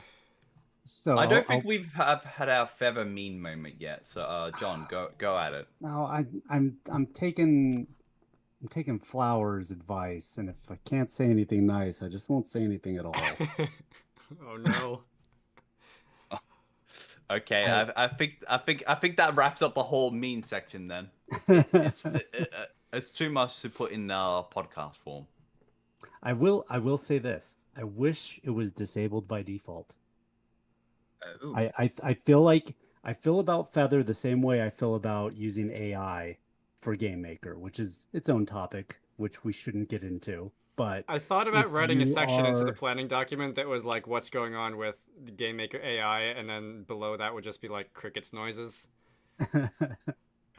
but And then we just it's one of move those things where a newer developer will show up in the Discord and be like, it's throwing an error, and it's a yellow scribble underneath it that's, a warning from Feather, right? And it's like, no, just push play. Oh yeah, it works. Yeah, of course it does.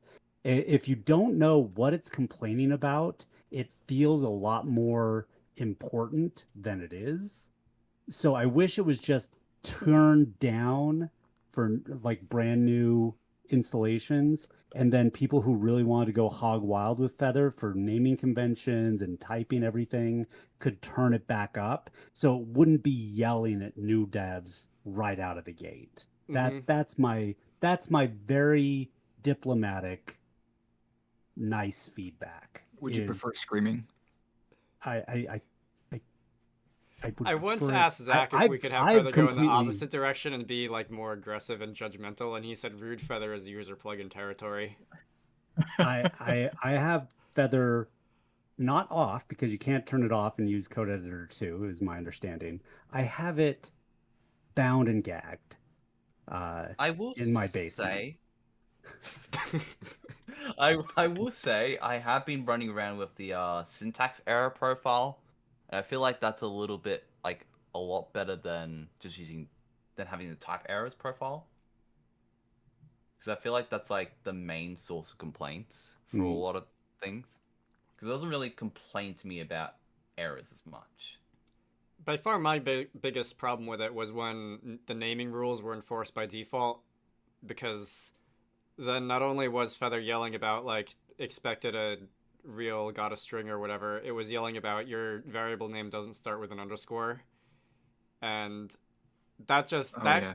created so many brand new forms of pandemonium in the like two I can't months before remember. they finally turned it off by default. Oh no, I was getting people coming up to me in real life and saying, "What is happening here?" And that was yeah, I'm glad the naming rule's off by default now. I am too. The help channels are at peace again, mostly. Anyway, Yeah, I would it like to doesn't see happen very Feather. often. Sorry, But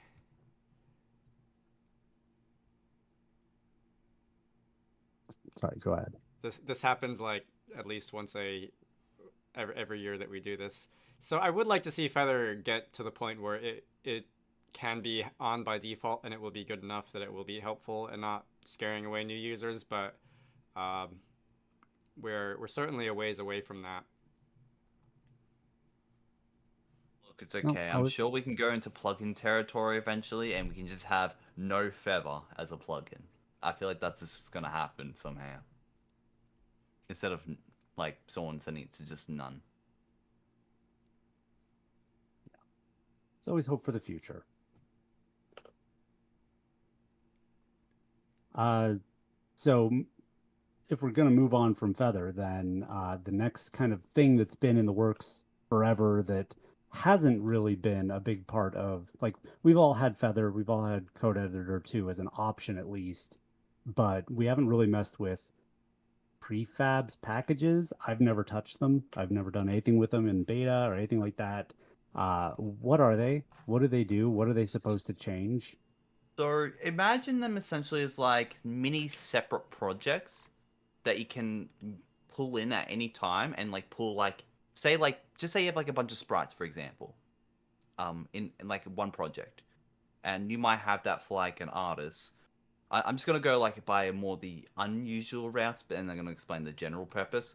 You can have like assets in project A, and then in project B, you can kind of basically just reference that asset, and anytime someone makes like an update in project A, you can just sync those changes to project B without like any issues. They're keep in mind they're two separate projects essentially, but you can Okay. like reference key points. The more technical explanation of it is like they're essentially the new intended way of having a package that can be referenced or part of it being referenced without including the whole project in. Like, for example, Scribble. It's a lot more easier to mention like Scribble essentially as the package than it is to import a version of Scribble every time you need to update it.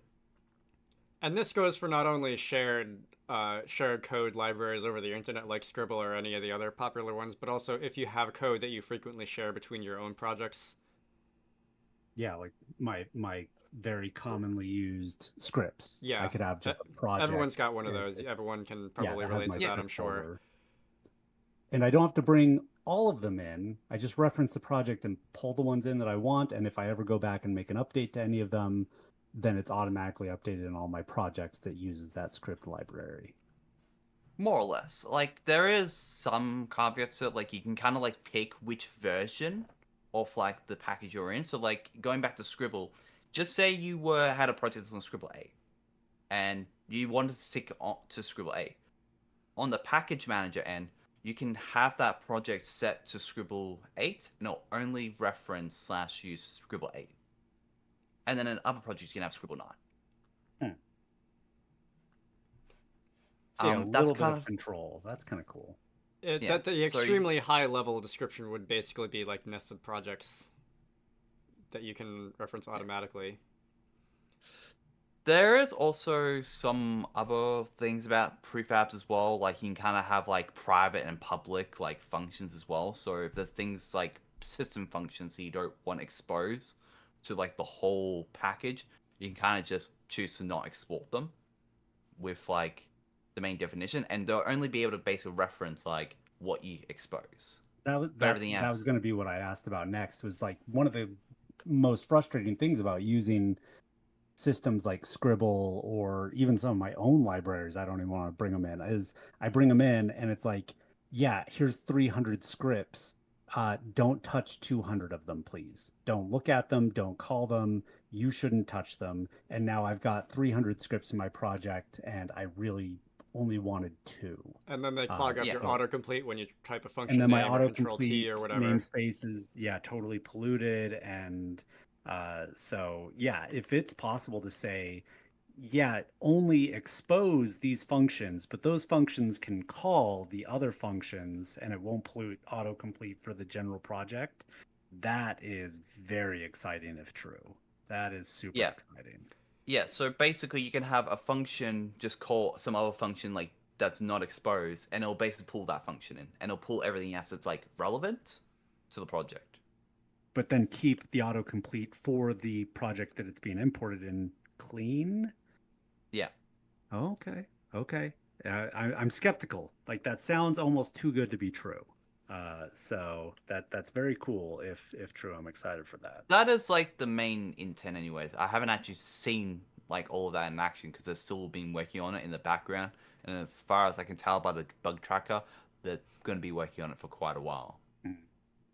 But in terms of objects and sprites and sounds, there's two things. You can kind of like reference them directly, which means that you kind of have them synced with like the prefab version you're on.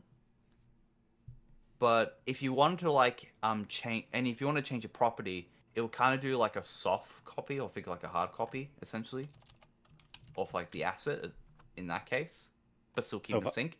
like if I wanted to change the color of one of the sprites or something in my project that I've imported it in, it wouldn't push that change back to the other project. No, I it will imagine do there's a is it'll mechanism just that you could manually propagate the changes backwards, but by default it would be like an instantiated copy, basically. Yeah. yeah, you basically just making a hard copy if you do that at that point. So it won't be Interesting. synced to the prefab anymore, but it'll just be part of the main project. Also, But on the same on this following the same thread of logic, I haven't, or at least I don't think I've seen this stated outright, but I'm fairly sure that the reason that we kind of got that unused asset removal feature out of the blue a couple of months ago, which has caused all kinds of brand new problems, is in case you have a prefab in your project that's like 200 megabytes of sprites, but you're only using 3 of them. So this is actually kind of an interesting point to bring up. Has this been Despite actually that, talked about before? Because I don't think I've seen anyone talking about it, but it looks a lot like it. Because So that here's the change thing. happened about at the same time when like the GameMaker asset bundles appeared in the package manager. There's two things here which I'm going to bring up. One, this was actually a feature request from like a long time ago, which could be related. But the other thing is that this, regardless whether you have that option on or not, any prefabs you have in, it's not going to include all the assets that aren't referenced. So It basically, kind of the asset cleaning behavior is always on for prefabs, and it's an option for the rest of your project. yes. Interesting.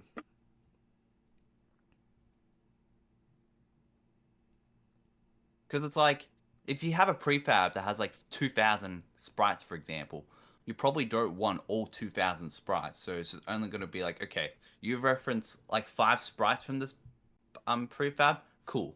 The rest don't matter.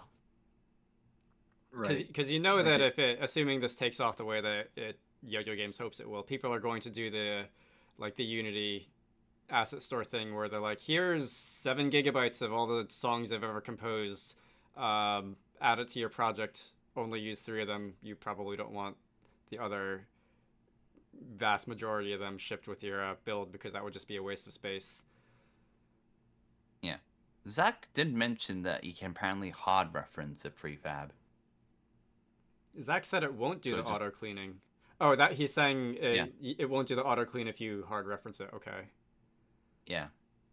I was gonna finish my sentence, but you finish it for me. Yeah, It seems. I didn't realize that those two messages were referring to the same thing.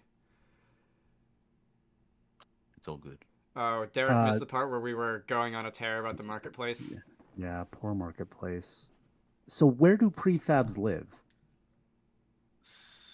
There's do you have to download them? Are they projects that are local to your computer? Is it available to just like point at a project on a repo somewhere and like get it from there? It's kind of a mix of all of those in a sense. Oh, cool. See, it's So not cool. okay, by default right now with the package manager, everything is like in the cloud. When you go to get a prefab, it'll download it to like a universal report like folder. I think it's currently I can get it. Yeah, it's like somewhere in like your user folder. Under like GM PM. Something like that. So it'll be under its own package manager folder. It'll include all the prefabs you've downloaded, and including like the separate versions as well. I believe. Yeah. And it's like you can just go like that totally. Have everything just uploaded from there. You can there is also talks of having local prefabs as well. So you can have like essentially like a localized like package manager server. That being, if you want to have your own collection of common library functions that you don't necessarily want to go to the effort of putting on the internet and having to create like a public repository for and whatever. I guess that's sort of like what project templates are now, but just a more flexible version.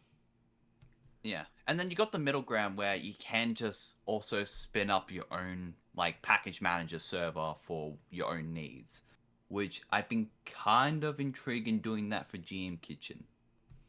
I'm looking through the preferences related to the package manager now, and I don't see anywhere where you can just add your own URL for your own packages if like you have a, I don't know, GitHub Pages site and you want to throw some sort of you have to be in the actual package manager itself. It's on the top right. Oh, that's where that. All right. Yeah, I see it. And then, of course, if someone like Juju or Yellow Afterlife or anyone else who wants to share their stuff, I'm sure they would host all of their various GameMaker extensions on their site or their GitHub Pages or wherever is most convenient, and let people add that to their IDE from there. Yeah, like you can technically right now spin up your own package manager server, and you can technically serve your own prefabs, sorta, but it's more like incomplete. So it's not something that the casual user would just be able to do. I think the thing that we've all been assuming is that this will also, whenever the marketplace gets fixed in like 2075, there'll be a package server for the marketplace, and you'll be able to download stuff there without having to configure your own whatever. I think I should re-clarify to Derek here. That is exactly what we were just talking about.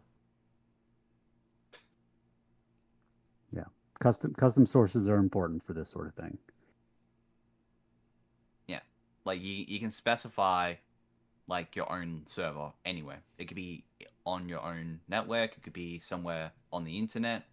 You can also do like username and password stuff as well. For like private package share extensions. Yeah, it seems like this would need to work in conjunction with whatever the marketplace ends up being. Like it would be silly for this to be a separate system from getting the latest version of a marketplace asset. Yeah. Like I can't imagine them having like a the kind of your local library UI that is just for marketplace assets, and then you have your prefabs that are totally different. Maybe that's why this is taking so long for the marketplace to get updated, because it's like, well, it's going to be something brand new, so it's got to be completely redone from Like scratch. because it depends on so many other things being in place. Yeah, yeah. And I'm fine with the marketplace taking 20 years to update, because it's just like, make it right, do it right. Like, you've got itch right there. Everybody loves using itch for the most part, except there's no direct you know plug in. There's not really a good way to get updates and notify of updates. If they can fix all of those problems, and I can put like interactive HTML5 playable demos on the marketplace screen, instead of having people link to the HIO page so that they can play the demo. Like, I think that's what it is. Like, they're just stepping back and they see all the possibilities, and they probably don't want to half-ass it. They probably want to do it the way it should be done. If they're going to change everything, they might as well do it all right. You know, while we're at it, I feel like we need. That's sort of the deal with a lot of things in GameMaker, like the workspaces. Like, trying to replace workspaces with something else involves changing so many other things along the way.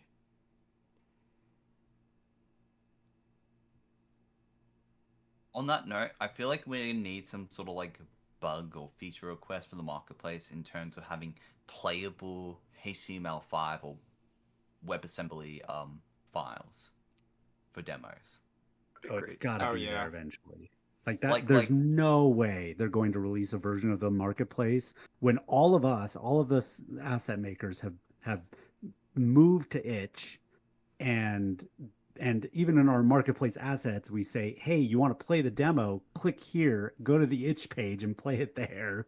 Like, if they release a version of this, of whatever the next marketplace is, without the ability to upload a playable build, that's hilarious. Like, I mean, look, unbelievable.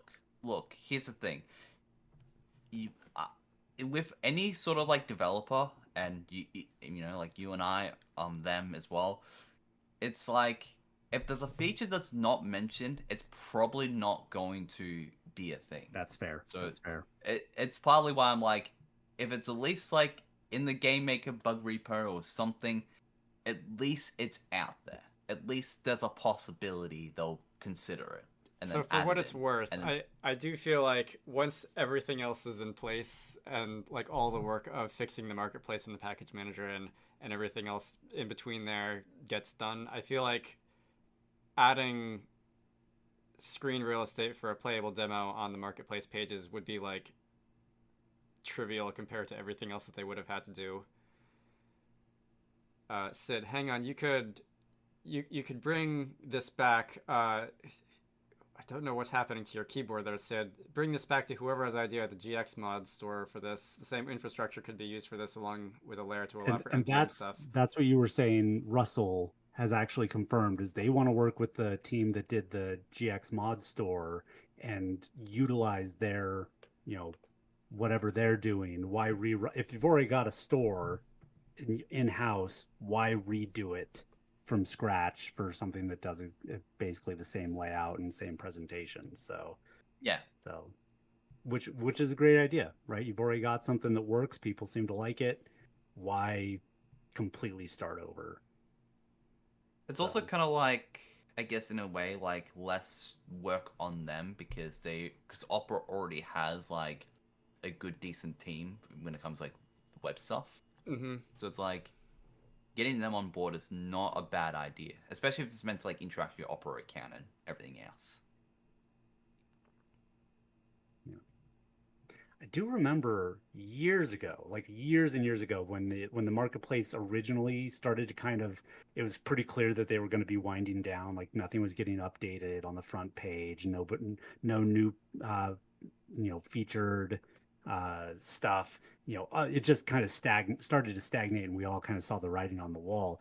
I can't remember who I was talking to, whether it was like Ross or maybe it was even Russell, but I remember them talking about like, yeah, we're gonna reach out to the the marketplace users, the developers who are building tools for the marketplace, and pitch them some ideas and get some dialogue going so that we could say what features we're looking for, what we want to see, what changes we want to see, and then it was just radio silence. We never Yeah, I remember had that get together. But yeah, I don't know if I was the only one who, like, I'm sure I wasn't, but like I'm sure they were planning on it, but maybe everything just got too big and they ended up pushing it way back. And That was still during like the Playtech days, right? It may have been. This may have Because been before. the No, Opera acquisition, they seem to have had much more of a gag rule on what they yes, could and couldn't say and who they could and couldn't talk to. yeah, I think you're right, because I don't think this like conversation happened like on Discord or anything. I think it was like through email or messages on the forums or something like that. Because like the yo-yo guys were very, very, very quiet on Discord before while under Playtech. So yeah, but yeah, I would hope that it seems like they're probably pretty far along at this point. So having that particular conversation would probably be not as useful for them, which is why I say I hope they're just looking at what we are doing to, what we're doing in place of having a valid marketplace, going to itch, going to GitHub, Mm-hmm. and looking at the features we're taking advantage of in those locations and trying to win us back. If you can't match, the features on itch with discussion forums and comments underneath the assets, and being able to write blogs to along with updates and embed playable demos is number one, right? That's absolutely vital. Then why would we ever leave itch and come back to the marketplace? Is it just they're prefabs now and you can't set up a prefab on itch? Okay, fair, but that's kind of sucks if that's the only selling point. Well, one hopes that I honestly agree. the fact that acquiring an asset from the marketplace through the package manager could theoretically be just like a one-click ordeal would be a huge point in favor of actually using the marketplace / package manager, all else being equal. Because as it is, asking people to go out to another site, download a file, drag and drop it into the program window is a huge step that I'm sure a lot of people fall off of before they get there. Yeah, I get it. Like the barrier to entry for the user at that point is, but having them do it blind, like, hey, buy this thing, look at this screenshot, hopefully it's what you want, Mm-hmm. and that's a much bigger barrier to entry. Because with the I'm sure that the preview on itch, it's hard to really compare, like, because we can't do apples to apples, because the marketplace and itch, I don't have like traffic, like how many people looked at the page but then didn't buy it for like retro palette swapper or something. Mm-hmm. I don't have those kind of metrics to say, oh man, because of the demo and the interactivity and the visual, like, you can really see what this thing can do. 90% more people bought it from itch than those who only saw it on the marketplace. I don't have those metrics. I want to believe it's a big deal, but like, that seems like a big barrier of entry of like, no, let me prove to you that this is what you want. And then if you have to jump through a hoop to get it into your project, you're already sold. You're already there. So I don't think having the plugin, like the prefab, like one click, it's in your project and you get updates and all that sort of stuff. Like, it's super cool. It's super exciting. It's definitely better than purchasing from itch and using it from itch or even GitHub. But if without the page stuff, it's not enough. I mean, it would be kind of nice to have, like, comments. It would be nice to have like a blog post. You can actually see like what's actually being more updated, especially if you can have like pictures or videos. Because I mean, It's 2025. I know, It right? should just be like a default at this point. Yeah. So, So it's and like, that's what I say. That's why I said it would be hilarious if it just launches and it's basically the same marketplace but with prefab integration.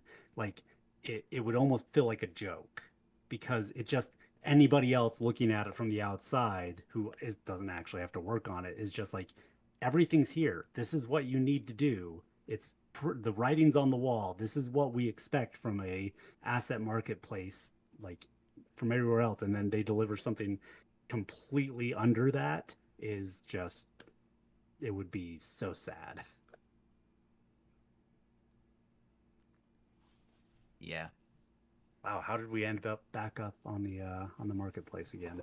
We really are just Prefab. flogging that dead horse, aren't we? Was it even on the list? I don't even think it was on the list.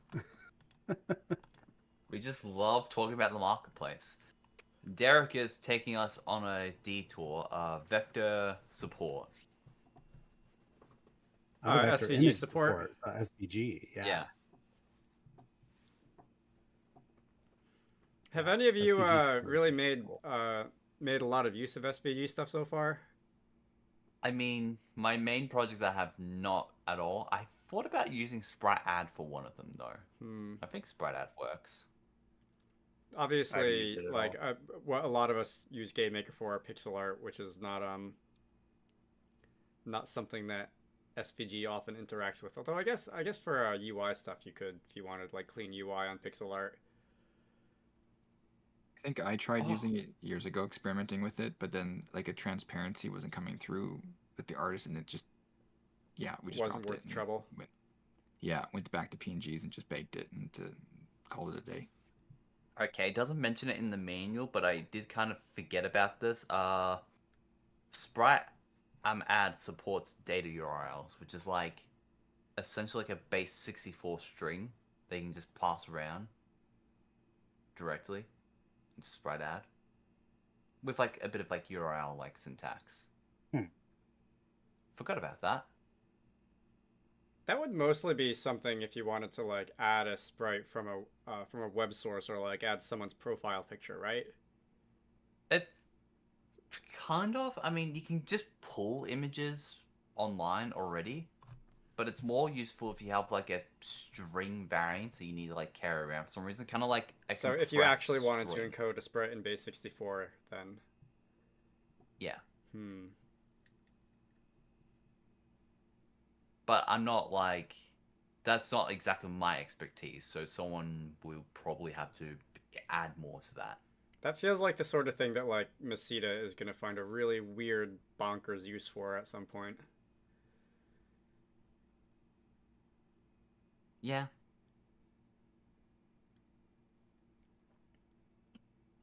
I think the only feature I'm like at this point excited for, I'm going to come back to 24.14. The only feature I'm currently excited for is texture group add. Finally. Oh, that's cool. Sprite add to end all sprite ads. It's I looked at that. At first I was excited because I thought it would do texture packing for you, but it looks like you have to give it parameters for like where the sprites would end up on the texture pages yourself. Because the data blob that it expects it assumes that you'll give it like an XY sprite width, sprite height, that sort of thing. Yeah, it kind of it comes under the assumption that you already have that all prepared ahead of time. Fortunately, we have libraries that kind of do that for us, so we can just copy and paste some of the homework. In Collage, I already did make it as like a method that you can just invoke on top of the current Collage instance, so we'll just create a texture page straight from that. The only thing that I find problematic though is that it's not the most cross platform friendly, because it actually requires, well, you have to save an image to like in terms of Collage's case, you have to save the image to like somewhere first, and then you have to call texture group add on the image that you just saved to disk. Oh yeah, I can see that being a problem. There are workarounds I already like looked at. There's already GML solutions where someone's like made their own PNG buffer format, but it's like For what it's worth, it's in. It's nice. Happy with that. I see there's been a couple of questions that have come through the chat in the last couple of minutes. So 3D in GameMaker is an ever popular one. Is the new runtime going to have better 3D in GameMaker support? How deep do we want to get into this? Let's just say there are things I know and there's things I don't want to talk about. There's definitely You going can't to be talk. more that you can do with 3D in GameMaker in the future runtime, because we won't be limited to like a version of OpenGL that came out in like 2011. But I would recommend people temper their expectations, because it's not like we're just going to get a 3D level editor. It's not going to be like we have a 3D physics engine or anything like that. It's just going to be that the ceiling for what you can do will be a little higher. Actually, I will say something. No, we are not getting Blender in GameMaker. There. Has most things. that been a question that you've seen? No, I just expect that's an expectation someone would have, and the expectation should be have it more closer down level to reality. Don't That's expect generally things to good be- life advice. I personally would just like to see some 3D support in the room editor, like something.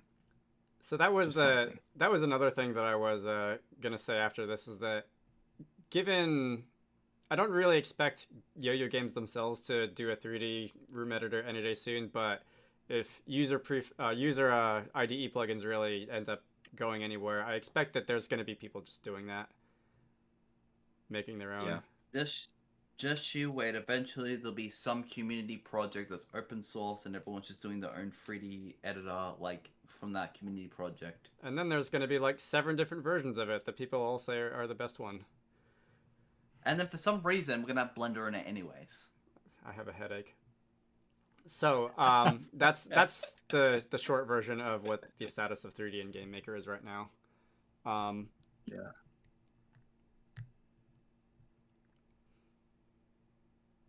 If you want to get deeper into it later, there's going to be like the specific things that you can do with the updated graphics features on. I'll see if I can find it right now. I don't remember if I bookmarked it or not, but one of the info pages for GMRT features basically an index of all the things that you can do currently. Here it is. All the things that you can do currently with the web GPU graphics, like standard in GMRT. And a lot of it's pretty obscure. There's a couple things in particular that I think are interesting, like cube maps and what have you. But that's going to be something that we delve into later.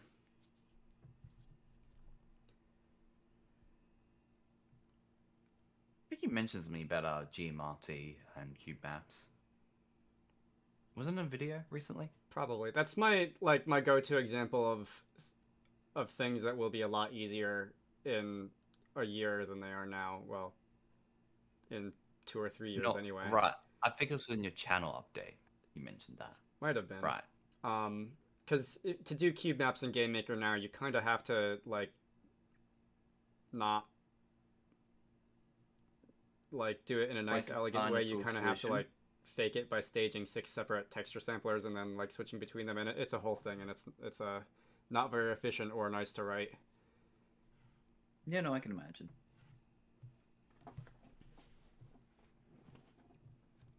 I think I have to discreetly head out. Okay, it is I believe 11 p.m. for you almost. John, close to midnight. Me, 2 in the morning. But don't let me stop you guys if you have more to talk about. But I will have to. I want to keep talking about 3D stuff, to be honest. But I should run for now. Gonna do a dedicated session for screaming about 3D someday. Yeah. Oh, thanks, Rob. Wow. All right. Yay. I always get embarrassed when someone does that. Look, I'm just saying, if you don't want it, I'm kidding. Coffee is on Dragonite. Yeah, I'll just put it in the mail, send it to Australia. Hopefully it'll get there in a month or so. Can you just send me coffee instead? I think that'd be better. Yeah, I'll just put the whole coffee mug in an envelope and ship it overseas with the liquid in it. Thanks. Thanks. Handle with care. The side up. Finally. The post office is Mail gonna coffee. blacklist my my sending address. They're probably gonna just have a really like stern look at me as I go pick it up.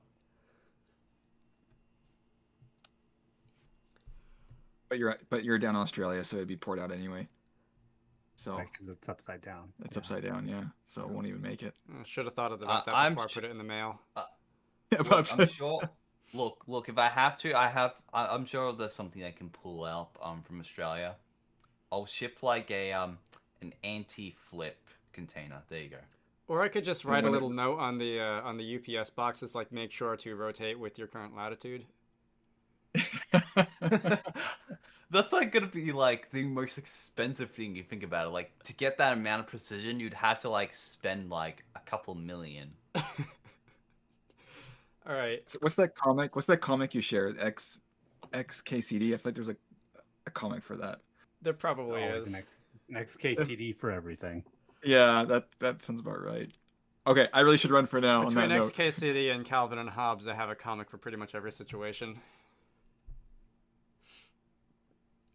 All right, take All care. right, so I think I'm Thanks out for of. joining. do the rest of you want to keep going, or are we gonna start wrapping up? I Well- think if there's more questions in chat, we could field a few questions and chat about those topics. But if not, we're probably pretty close to wrapping up. There are, I guess, other questions we can always answer. Yeah, which one? I, s- Pick one. I see one that's What? why not implement a typewriting system like Scribble? I assume you mean like text effects built into GameMaker. Just In wait. the engine itself, there has been talk about Yo-Yo Games doing that. It doesn't sound like a high priority item. Yeah, of course.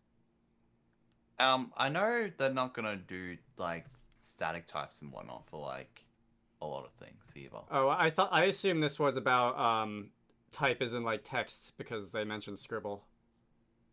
Oh well, I honestly, you know what? Maybe I need more coffee. Let's see. Now that Steven has left the call, some of our pictures are not like all lined up nicely on the stream, and I'm trying to fix that. And I think I made it worse. I should probably stop. Oh.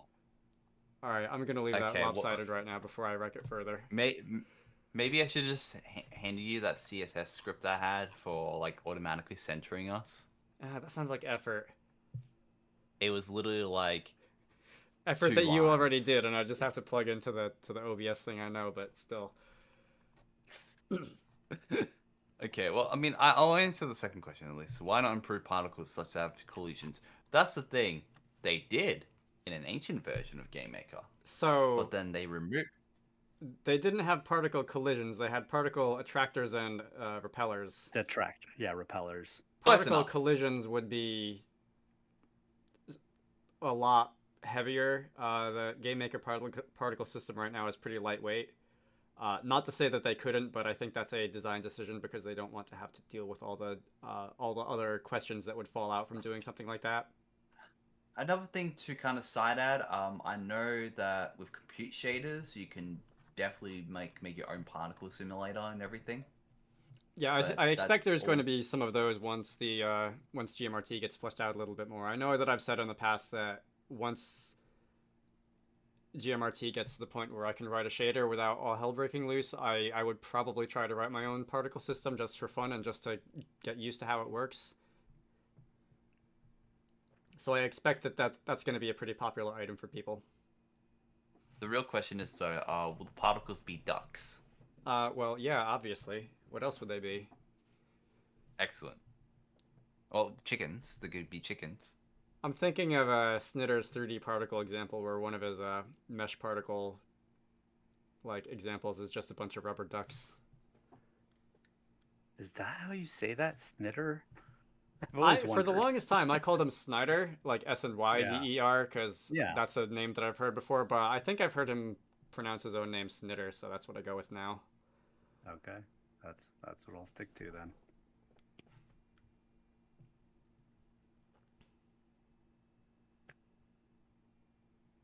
Oh, Derek, you didn't know how it was pronounced either.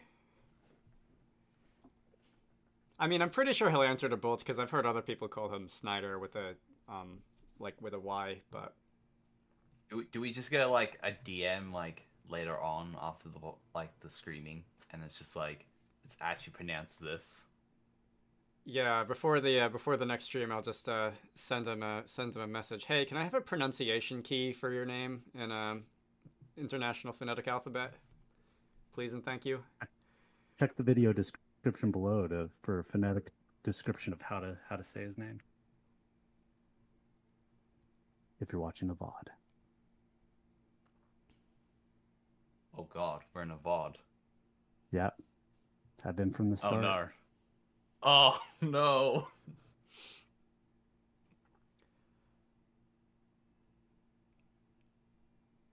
Well, I mean, not seeing any other questions. Any Rob, what last prompted thoughts? this general discussion? Yeah, pretty much. So this has been a tradition for several years now whenever GameMaker does an update video, and they didn't do one this year. Many theories abound as to why, and at some point, Tabular and I just decided it would be fun to do one anyway on the current state of things, and Steven and John came along for the ride.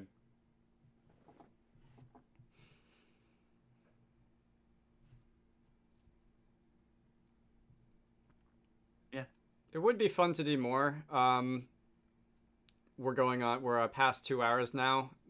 I wouldn't oppose doing like one of these whenever some major update comes out that has things that are worth talking about, but that is a level of organization which, if tonight it was any indication, is probably beyond me at the moment. I feel like if they were gonna do more of this in any other way, it'd probably be better if it was like a much smaller like thing. To have like Kinda one like- topic instead of like 7. Well, like we could still probably have more topics, but like not specifically to like GameMaker and GMRT, but like the community. That's would also probably be more fitting. a possibility which is potentially quite interesting. Oh, Derek, thanks. I need to learn how to stop being embarrassed when people do that. Look, you know, we'll just start like our own like YouTube and Twitch and throw it up on there. Call it Object Duck. Good. OBJ Definitely underscore not similar to another one. duckcast. Yes. Yeah, I mean we've tried community podcasts in the past with like Object Podcast and That was running for a while, wasn't it? Weren't there like Yeah. 30 or 40 episodes of that? Oh, I don't think it ran that long. I want to say there's maybe 10. Is that all? I thought it was running for a lot yeah. longer. It didn't run for too long. They wanted to have like new guests on every single time and have like really focused episodes, which is very admirable. All those people got super busy, so it didn't run for too long, I don't think. If it did make it to 30, then I have some catching up to do because I don't think I've listened to 30 episodes. But I think something more casual is acceptable, especially something more community focused and not like, the occasional guest, but that's not like the point, Yeah, like I wouldn't mind like doing like a guest like episodic sort of thing, but it's like I would definitely prefer like if it's like just 2 or maybe 3 people because less people, more time management, like easier to time manage. 4 is Just probably about pick the it up. limit before people really start talking over each other. Like there have been a couple of Yeah. times today when I've talked over someone else or someone else has talked over someone else, but Yeah. the more people, the more often that is to happen because there's more, connections in the network of people in the call. Sid said OBJ podcast got to 15-ish at most, and I'll take his word for it because I'm We're pretty all sure he was in the connected to middle the of that. internet right Actually, now. I would say it's more 13 by the fact I just looked at the YouTube channel Yeah. and I just counted. There's literally only 2 videos where it's not really like a part of the podcast. One's like an editing and one's just music, like a clip of music. I could have sworn it went for longer, but I might have been thinking of something else. I mean, no, I feel like just general like community highlights or community specific things is way easier to kind of like cover as topics because it's like we can talk about games, we can talk about tools, libraries, things that people are doing in GameMaker, weird things people are doing in GameMaker. The fact that Dispose came back like 3 times, and why is it still alive?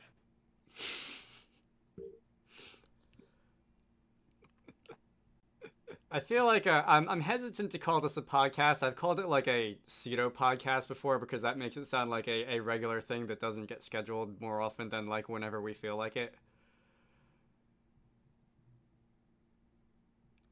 I feel like calling it screaming sort of gives the impression that it's a lot more ad-libbed, which is to a level which is appropriate. It's an emotional outburst. Yes.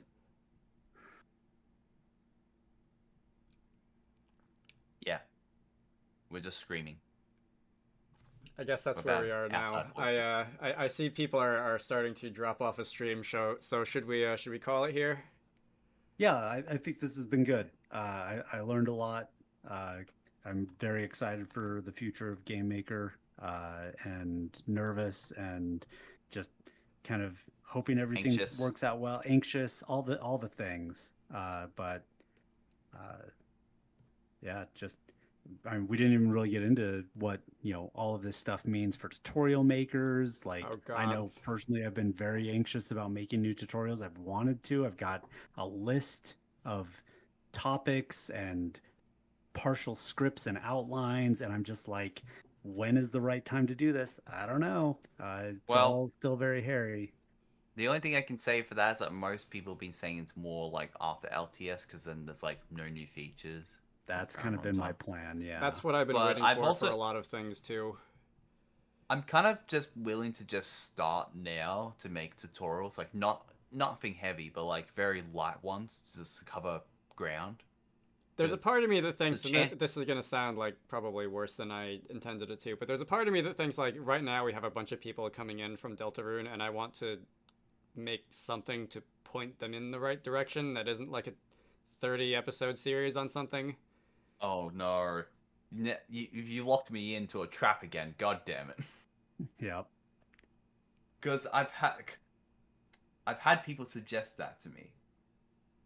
Just like something to like direct people in a way that's vaguely helpful before LTS comes out. You guys have seen that meme I've been pasting in the Discord every once in a while, right? Yes. In case of emergency. Yes. That's the plan. Can't start my Undertale Deltarune fan game tutorial series until it's all out. So I don't care what you do as long as you continue to call it Sunday school. Look, it looks like we have someone enter the chat. They hear us scream with us. Oh, Gurpreet, you missed 2.5 hours of screaming. We're kind of wrapping up here. Pretty early where he is. It's okay. You can always scream outside. Yeah, just go onto a crowded bus or a train and just let it out. Yeah. Definitely don't pay any mind to the people around you. If nobody hears it, it's not really screaming. Look, exactly. If a GameMaker bug appears in the woods and nobody reports it, does it still exist? No. At least not as far as QA is concerned. You know what? I feel like this is going to be it now. If I ever get a laptop and there's a bug I discovered in GameMaker, instead of like reporting it, I'm just going to take it to the middle of the forest and then leave the laptop there. Just leave it in the middle of the Australian outback and wait for a Gila monster to step on the button and submit it or something. I feel like if anything is going to be... I'd have to go pretty far in the outback, because like most of like the more scary stuff is up north. By the way, I would just like to go on record saying that I got 140 minutes into this before making an Australia joke. I think I deserve a medal. I'm pretty sure you talked about the coffee being upside down. Oh, damn it, you're right. 30 minutes ago. I'm listening. I'm paying attention. Womp, womp, womp.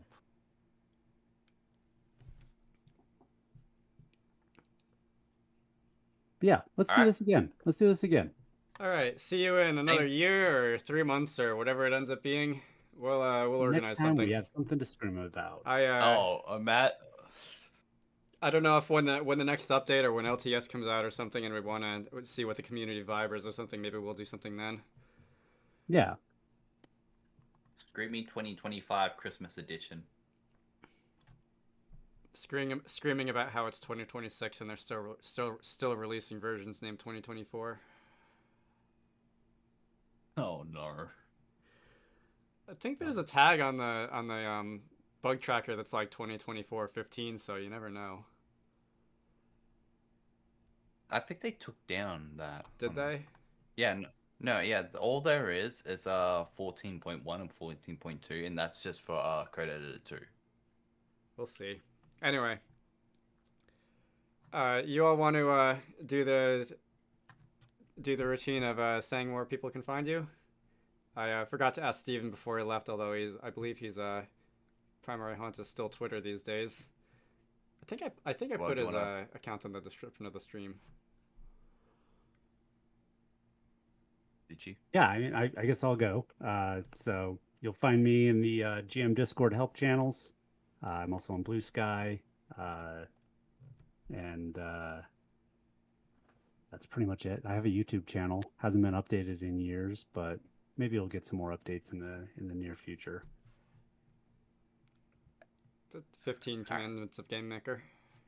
I need to redo that. Yeah, that's on the Please. list. Please.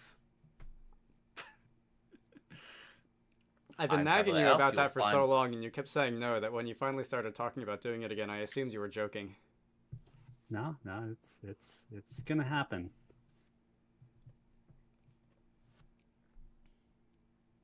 All right, Tab. Okay. What about Okay. you? Thank you. All right. I'm Tabular Elf. You will be able to find me on GitHub, on the GameMaker server, or GameMaker Kitchen. And our host. Oh, hi. Ducks.